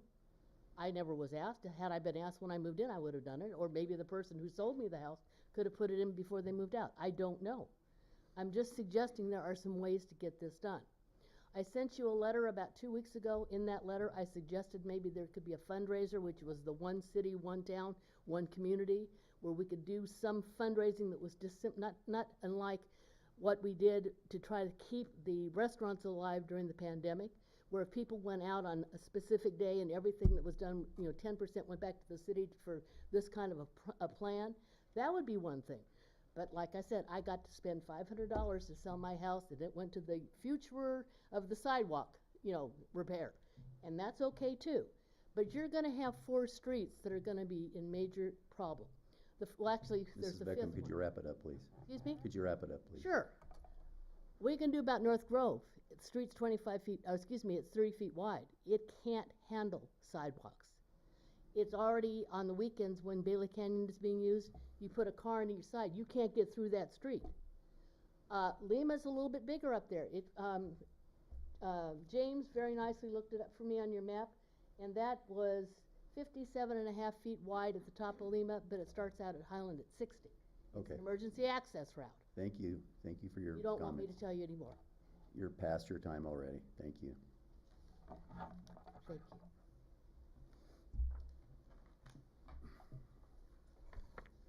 Okay, any other comments? No other speaker cards received, Mr. Mayor, but there was a couple of emails received, and those were forwarded to the city council. Thank you, Madam City Clerk. I'll bring this back to the council. This is a receive and file, but I'm thinking we might have some, I'd like to start with a comment about this. This has been kind of my thing. When I first started running for office years ago, I was on a sidewalk campaign, and we've made a lot of progress really in the last number of years, but there's still a lot of work to be done. These maps are obviously proof of that, and it's not something that's static. I mean, you fix a sidewalk, and we just heard testimony that a couple years later it's messed up again because you've got living things under these sidewalks that are constantly growing. So it's a very vexing problem, but our staff has been doing a good job on it. I really love this assessment. It's very scientific. It's very helpful in terms of managing the problem. Not crazy about cutting sidewalks any more than I was scraping them, but I think it's certainly a move forward. But I think at some point in time, we're going to have to talk about spending some money on replacing sidewalks too, and that's not something we're going to do tonight, but it's definitely something that is in the offing, because as we continue to flatten these sidewalks out, eventually we're going to have to replace a lot of sidewalks. So, but kudos to staff for this. I think this is a really good first step, and I like the idea of 3 years. I think that's a very reasonable thing, and the money that you've devoted to it so far looks real good as far as I'm concerned. Other thoughts? Mr. Mayor? I like that that the report was done in zones, and definitely I like the idea of prioritizing certain zones based on the identified level of severity within that zone. I do wonder, however, though, with these sort of severe, and I forget the number that you stated, the severe conditions, sort of irrespective of zone, I'd almost wonder if it would make sense to include those severe, and I know it's not as economical because we're jumping around a little bit, but I feel like those conditions might need to be addressed sooner rather than later, and maybe not wait until, if that's the only one in the zone and that's the last zone, then that might not be the best way to proceed. So if we're preparing a plan for our consideration at a future date, I would recommend maybe including that as a possible route, just so that we can kind of knock out those really severe areas irrespective of the zone. And the recommendation in the staff report given was a little bit different than what was in the staff report in the package, and I would just say that I'm not inclined to approve a contract that we haven't seen yet, so I would not be inclined to include tonight any approval of entering into the contract until we have the plan and have the contract.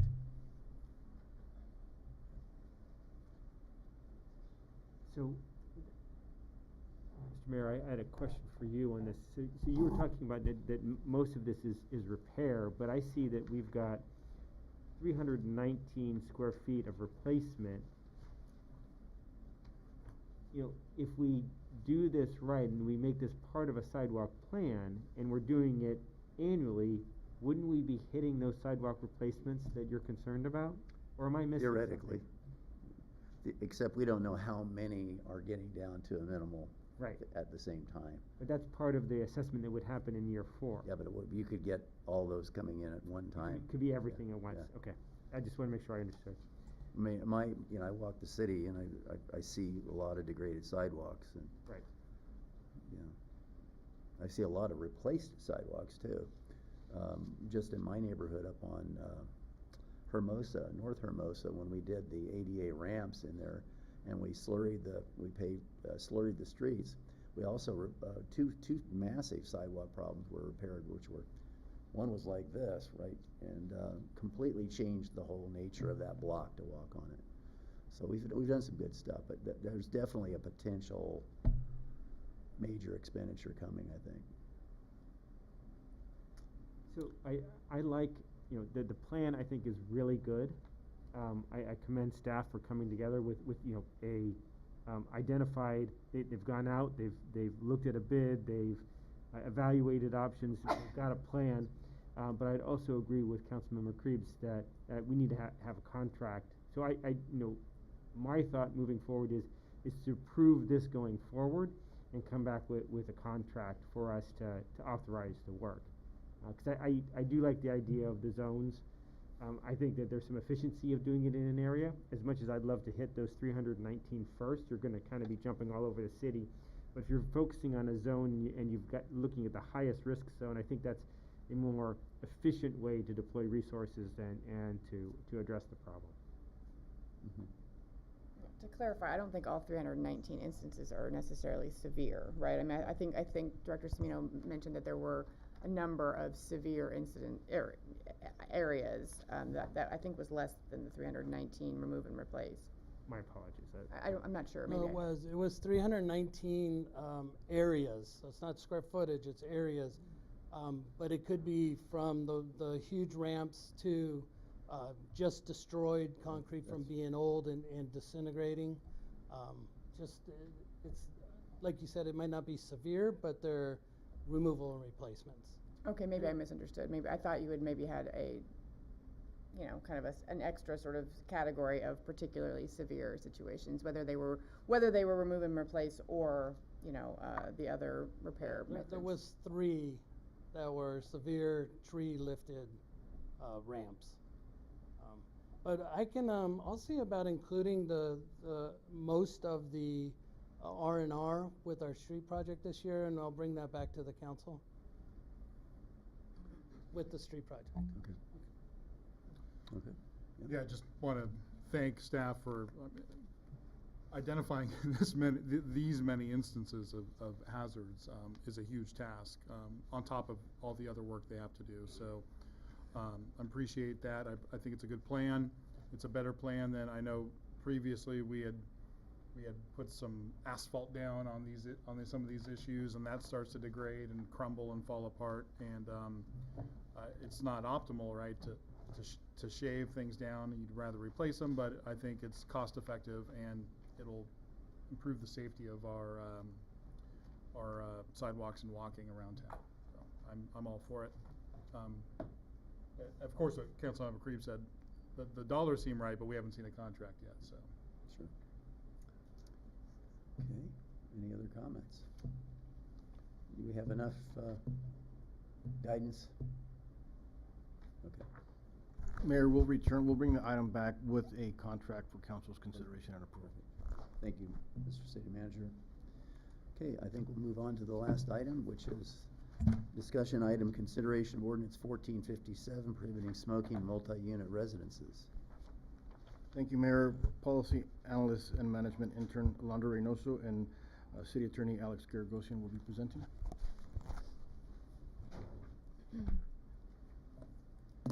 Good evening, Mayor and members of the Council. So today we are bringing back Ordinance 1457 on smoke-free multi-unit housing for your consideration. So first off, I'd like to start off with some background information. At the September 14th, 2021 Council meeting, Alicia Lopez, Director of Tobacco Programs from Day One in Pasadena, spoke during public comment about the harmful effects of secondhand smoke. In response, Council requested that staff agendize a discussion to consider a smoking prohibition in multi-unit housing. Next, at the October 12 meeting, the City Council requested a list of questions be answered regarding the implementation of a smoke-free multi-unit housing ordinance. Following that, earlier this year at the April 12th Council meeting, Council directed staff to prepare an ordinance prohibiting smoking in renter and owner-occupied multi-unit residences of 5 units or more. And then lastly, at the May 10th, 2022 Council meeting, the Council discussed the ordinance and directed staff to return with the Council's proposed amendments. So, in review, this ordinance would prohibit smoking in multi-unit housing. Effective July 1st, 2023, no person shall smoke in any multi-unit common area. Prior to January 1st, 2024, upon the commencement of a new lease, rental agreement, or change in occupancy, no person shall smoke in any part of any multi-unit residence. And lastly, effective July 1st, 2024, no person shall smoke in any multi-unit common area or multi-unit residence. So The City Council requested amendments are as followed: to reduce the threshold from 5 or more units to 4 or more units, and to remove the exemption from the ordinance for designated smoking areas. At the May 10th meeting, council members expressed their concern regarding imposing smoking restrictions on owner-occupied multi-unit residences such as condominiums and its legality there. So in consultation with the Public Health Law Center, the City Attorney's Office analyzed the issue and determined that the regulation is in fact lawful. There is no constitutional right to smoke, and placing limits on smoking is rationally related to the government's legitimate interest in protecting the health of its citizens. So, cities may exercise their police powers to protect the health and safety of their residents. And along with that, staff has done some additional research and found that as of October 1st, 2022, there are 76 municipalities that have enacted 100% smoke-free multi-unit housing. Of these 76, only 7 chose to not extend those restrictions onto condominiums. And of the remaining 69 municipalities, there was not a single lawsuit against the city for enacting a smoke-free ban that applies to condominiums. So staff recommends that council adopts Ordinance 1457, prohibiting smoking in multi-unit residences. This concludes my presentation. City Attorney Gergosian and I are available to answer questions. Thank you, Policy Analyst Intern Reynoso. Very nice report. What questions do we have for her or our City Attorney? Mr. Mayor? Yes. So a question on timing. So if we take this tonight, it would be a first reading, is that right? Yes. And then we would do a second, we could do a second reading on the 25th of October, right? Mm-hmm. And then when would the ordinance take effect? Is it 30 days after that? Yes, so originally the ordinance was, everything would have gone into effect January 1st, but because of the timing, we pushed everything back 6 months. So it would go into effect July of next year was when it would actually start. So you've anticipated my question. So in the section on notification that the landlords would notify the tenants, it says that they do it by January 1st. Mm-hmm. We'd push that to July 1st is what you're saying. Yes. Okay, great. That was my biggest question. And just for clarification, Councilmember, the ordinance does take effect 30 days after its second reading, but there's a schedule here as to when the prohibition on smoking takes effect. So while the ordinance will be in effect, the actual prohibition won't start until July 1st, 2023. So if someone, okay, so the prohibition wouldn't take effect for 6 months, but let's say someone rents a place between January 1, 2023 and July 1, 2023, or whatever the 6 months. Would they be banned from smoking from when they sign the lease, or would it be, it only takes effect on July 1? It would take effect on July 1. So you could come in and smoke for, say, 6 months, and then you wouldn't be able to smoke after that. Correct, but we would be providing notice to the landlords as of, just give me a moment to find the section. The landlords would be receiving notice at an earlier date, so I wouldn't be surprised if they included provisions in their agreement. So as of January 1st, 2023, landlords will be receive notice of the effectiveness of this ordinance, and that's in section 8.06.040 regarding notice. And so I'd expect some of them to include this provision in their contracts, or at least to provide incoming residents with notice of it. But that's isn't 806.040. That's the section you're talking about, right? Correct. That's that the landlord is giving notice to the tenants. And that was directly my question, is that's being pushed out 6 months. What I thought I heard you say was that this would be the city giving landlords notice about that there would be a prohibition on smoking. So to me that's a different concept. Correct. So the city would be providing notice to the landlords before this deadline in order for the landlords to meet their deadline of January 1st, 2023. Which will be July 1st, 2023. The effective date for prohibiting smoking would be in multifamily rental units would be July 1st, 2023.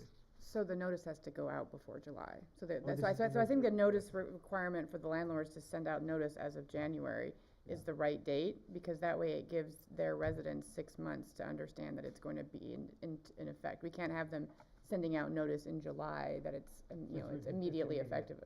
And so the city, if the city council were to adopt the ordinance at their second meeting in October, at that point, somewhere between then and July, I suppose, or January 1st, the city would have to provide all those multifamily units notice that this is coming. And aware. is the city prepared to be able to give all of that information to the landlords? Because, even if we start on October 25th, we're getting really close to all of the holiday season, and getting all of that notice out, getting mixed in with Christmas cards and, Hanukkah cards and, all the holiday stuff that's going on. Do we think that we'll be able to let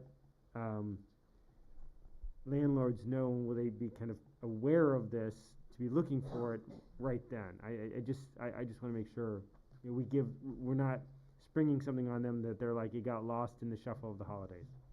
Councilmember Parkhurst, thank you for that. You bring up a very good point. We could extend it. This would be a challenge for city staff. We could definitely do it. We could extend the notification period for the landlords, and then therefore extend the notification period for the tenants as well, to extend that notification time. Okay. Other questions? Okay, I think our questions are exhausted. Thank you. And I want to open this up for public comment. Mr. Mayor, the city received a number of speaker cards. The first speaker card is from Mary Doyle.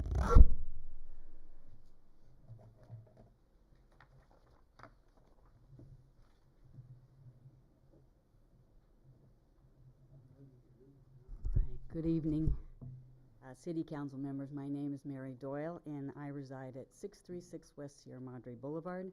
I'm here tonight to express my support for Ordinance number 1457 that prohibits smoking in multi-unit residences and common areas. As a physician with the LA County Department of Public Health, I applaud your recognition of the dangers of secondhand smoke for everyone, and for exercising your legal power to take concrete, credible action to protect all those who live or visit Sierra Madre from these toxic exposures. The ordinance is well thought out, has been carefully researched by the city attorney, and does not violate any existing laws or regulations. It addresses the situations that might undermine the intent of the ordinance by including residences of 4 or more units and all common areas in such residence, by making it applicable to both owner and non-owner occupied units, by having a deadline by which smoker-occupied units must transition to non-smoking ones, by having practical measures to educate everyone, and by having enforceable actions for violations of the ordinance. Finally, it addresses the very addictive nature of tobacco and cannabis products by providing users the resources to break these deadly habits. Thank you again to Day One for their concerns about our city, the City Council for taking this request seriously, and to city staff and city attorney for their work in drafting this excellent ordinance. These kinds of ordinances show what a city that truly cares about its citizens can do. Thank you. Thank you. Mr. Mayor, the next speaker is John Doyle.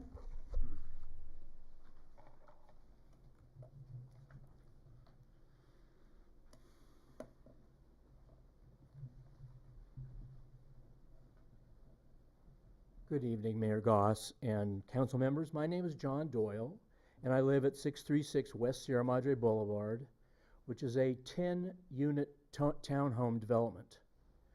I am grateful for the time and effort of the city attorney, council members, and staff who have put in a lot of time into writing, discussing, and rewriting what is now embodied in Ordinance number 1457. This carefully considered ordinance will improve the lives of families in our city who live in multi-unit housing. I look forward to the time when I can enjoy visiting with guests in my small backyard without being chased into my unit by drifting cigarette and cannabis smoke from the designated smoking area of the apartment building next door.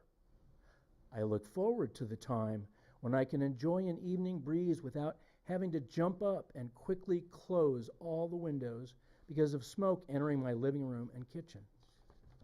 This issue is very personal to me because of my respiratory health issues. Some will not like this change, but it is the right thing to do for the health of our residents. We have been waiting since 2013 for a multi-unit no smoking law. I urge the council to adopt ordinance number 1457 as amended at the earliest opportunity. Thank you again. Thank you, Mr. Doyle. Mr. Mayor, the next speaker is Cheryl McPhee.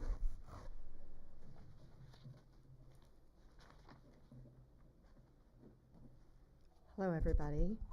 I want to talk to you tonight about discrimination, the kind of blatant legalized discrimination that has no place in Sierra Madre.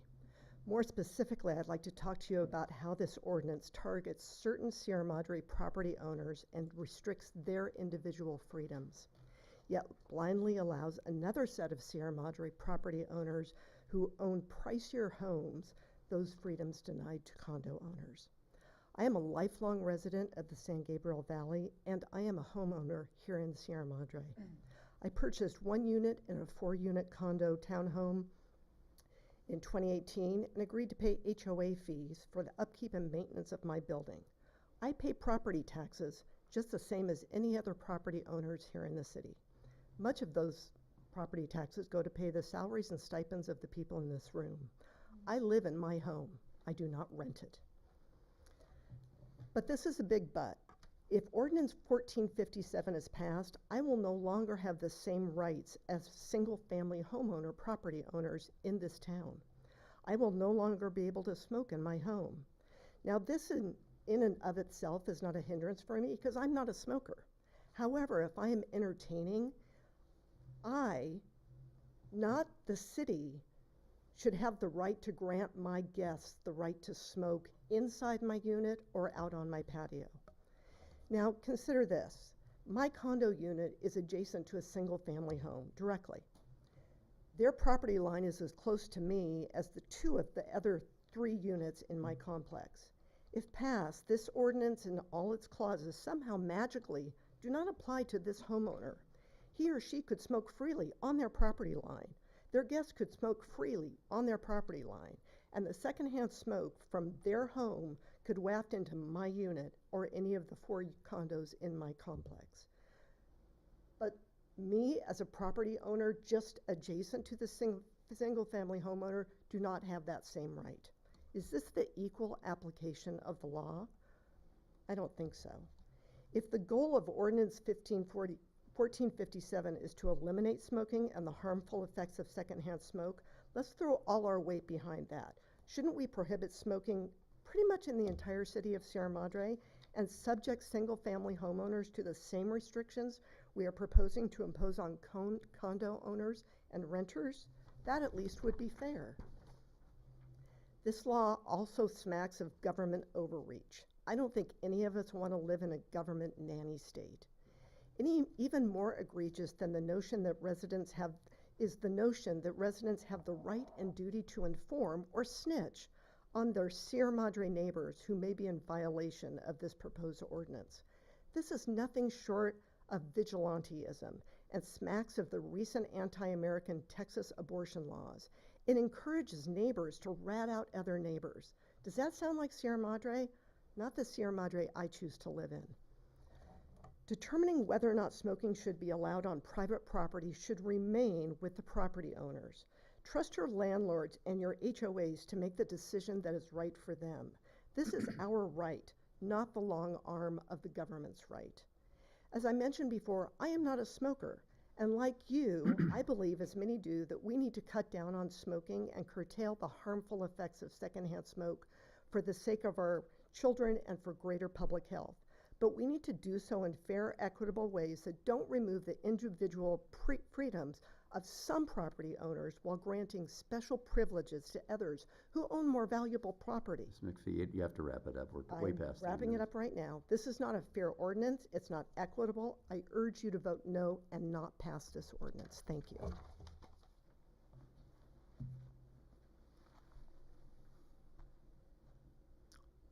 Other public comment? Mr. Mayor, there are no other speaker cards. Thank you. I'll bring this back to council.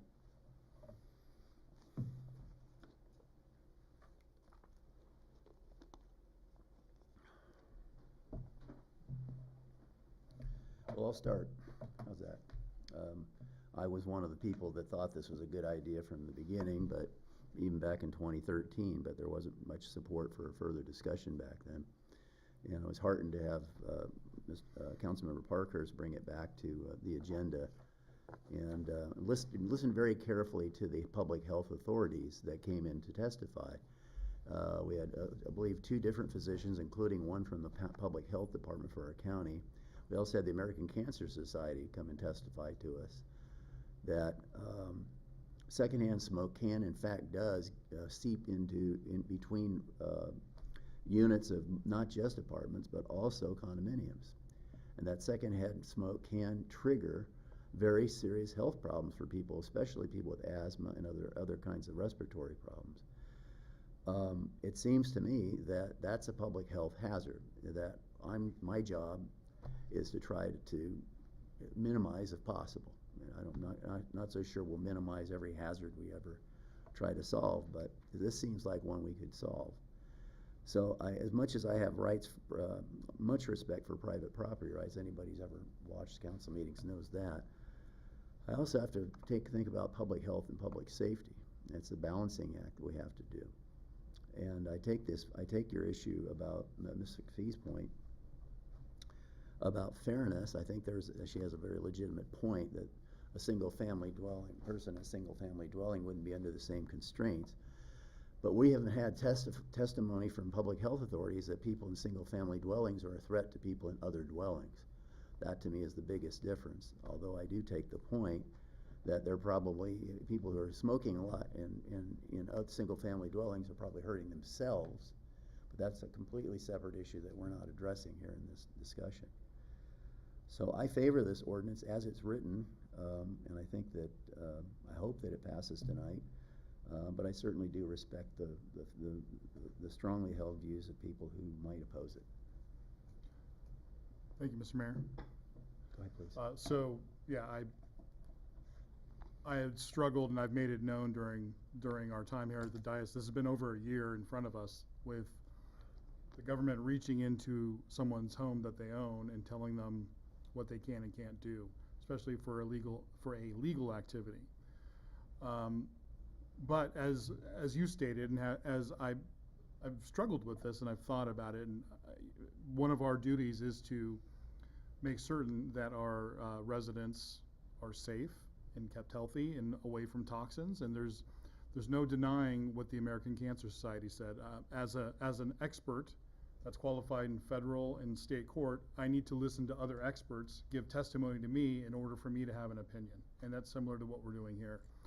I think about the liberties of these individuals that are in their owner-occupied condo and how that they can be violated.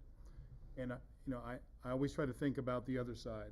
So if somebody is already in an owner-occupied condo, and let's say they're pregnant or have a baby, and then someone moves in and they're a smoker, right? So now the other person's liberties are now being violated. So we have to weigh these things about the individual and their liberties and what they choose to do in their own home. But at the end of the day, this becomes a public health issue. And I am now in agreement with what we see the law is written, the ordinance is written. And I take Resident McPhee's feedback, and as you did, Mr. Mayor, And I think it's important to think about that feedback. And I don't think the right answer is to throw out a law that's going to help some of our individuals, and maybe not all of them, just because it's not helping all of them at this current state. So that's where I'm sitting today. I am in favor of the ordinance as written. Mr. Mayor? Yes. So I too am in support of this. I want to thank all of the residents that brought this forward and brought it to our attention. I think it's important for us to listen to our residents, and we had a lot of people come forward and provide very thoughtful feedback and comments on this. I can remember the days on airplanes when you could smoke, and there was a smoking and non-smoking section on airplanes. And I think that was the first place it was banned. And then after that, you had smoking and non-smoking sections of restaurants. That gradually got banned. And then it got into public buildings. And so, to me, this is a gradual progression as we go forward of looking at where we can handle safety and public health. And so, maybe it's better if we had, for example, a stop sign at every intersection or every busy intersection in the city, but we have to kind of prioritize and look at where the busiest are and where the biggest risks are. And I think, to me, this is a logical kind of next step in our ongoing approach to public health. And so I think that it's logical. I think we've spent a lot of time thinking about it, and I've asked a lot of questions, and I've thought long and hard about it, and I'm willing to support, even with my concerns that I raised about the timing of the notifications. We've had it in front of us for as I think Councilmember Garcia said, that close to a year. I think I'm ready to support this as is and move it forward. I think, as everyone else has said, we've struggled as a council and individually with the balance between protecting public health and respecting private home ownership. I do think, as a lawyer, I sort of look at how different types of rights are situated, and I do think there is a difference supported by law to the difference between the rights of a single-family homeowner and the rights of an owner of a multifamily complex. I mean, as it is, I think as even as Ms. McPhee mentioned, you are subject to a number of regulations and restrictions on your ownership as part of a condo complex, as imposed by your HOA and by contract and maybe by law, that wouldn't apply to a single family. So I don't have a sort of legal concern about, disparate impact or application of this ordinance to different types of property owners. But I appreciate the practical point that was raised, that it doesn't protect in all instances. Now, I'm also a big proponent, and not similar to what Mayor Pro Tem Garcia said, I'm a big proponent in trying to make a difference as much as possible and not failing to do so just because it doesn't protect 100%.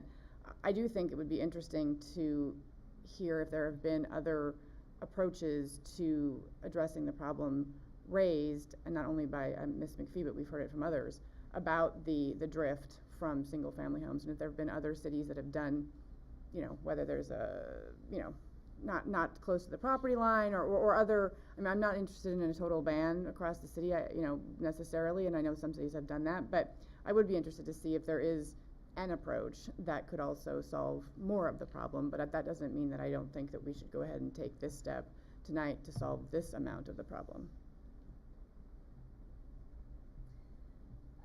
I think my colleagues are very articulate, and I'm not very articulate today. I'm maybe ever, but I'm a little dizzy today still from jet lag. But Ms. McPhee, I think there are so many of your points that I agree with, and listening to them, I can hear that, I can see that.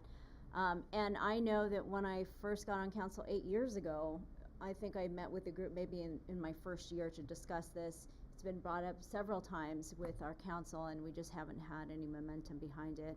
I think a lot of the concerns that were brought up were addressed in a way that we learned from other cities, and I think it may not be perfect at this point, but I think it's worth implementing and then reevaluating.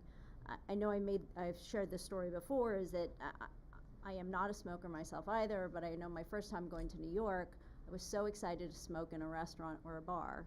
And it was just when the law was passed that you can't smoke in a bar, and in my head I kept saying, if you're our business owner, you should have the right to be able to operate the business that's within, given the law.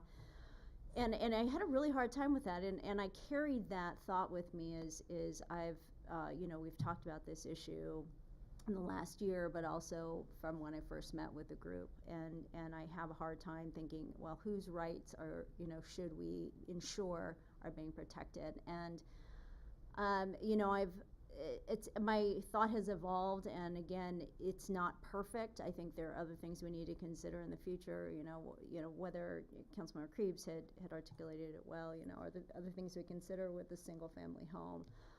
But do you throw out the baby with the bathwater? And I think what we have here is a good start and does help with the rights of those that are non-smokers that are being impacted, like the Doyles had shared with their stories. So I'm in support of this ordinance. Okay. Can I get a motion to that effect? I move are we making this for first reading? Yes. Yep. So I move to introduce for first reading by title only Ordinance 1457, amending Chapter 806, Smoking, of Title 8, Health and Safety of the Sierra Madre Municipal Code, prohibiting smoking in multi-unit residences. Point of clarification, if we change the dates as discussed and not have to provide notice to the landlords during the holiday season, does that negate the first reading, or is that the kind of change we could make between first and second reading? Between first and second reading, or do you mean to make today? I mean today, for purposes of the second reading. Yes, so the city council can make that amendment today. It could not make that amendment likely at the second reading. So if that amendment's going to happen, it should happen today. So can I make a friendly amendment to your? Make the amendment. I think so. I have to hear it first. I guess I would be in favor of providing the city more time to notify the landlords. I guess I would be interested, and I'm sorry, this is not an amendment, this is an opening discussion, so maybe procedurally this is not right. But, there's a question about whether then you just commensurately move the amount of time the landlords give the tenants, and whether we feel strongly about 6 months for that, or whether the notice to the landlord sort of eats into that. So I guess I don't feel strongly one way or the other, whether everything just moves or whether we just give notice by February 1st and then still have the July 1st effective date. I mean, if we want to make it simple, we just push it 6 months. Everything else has been pushed. We'd move things 6 months. It makes it, I think, easier than trying to figure out if we do change this one here or that one there. I'd be willing to push every date in it out 6. You sure about that? That seems long to me. What about a quarter? Like 3 months? 3 months. Yeah. I'll take it. Does that feel better? Yeah. So notice by the city to the landlords by March 1st, and then implementation by September 1st. I could support that. Works for me. That'll work. So why don't we just, since we never got a second, why don't we just have another motion and include that in the motion? Okay, so I move to introduce for first reading by title only Ordinance 1457, with the amendment that we push the dates in it by 3 months. I'll second. Okay, we have a motion seconded. All in favor, please say aye. Aye. Opposed? Motion carries unanimously. Okay, that takes us to the end of the agenda.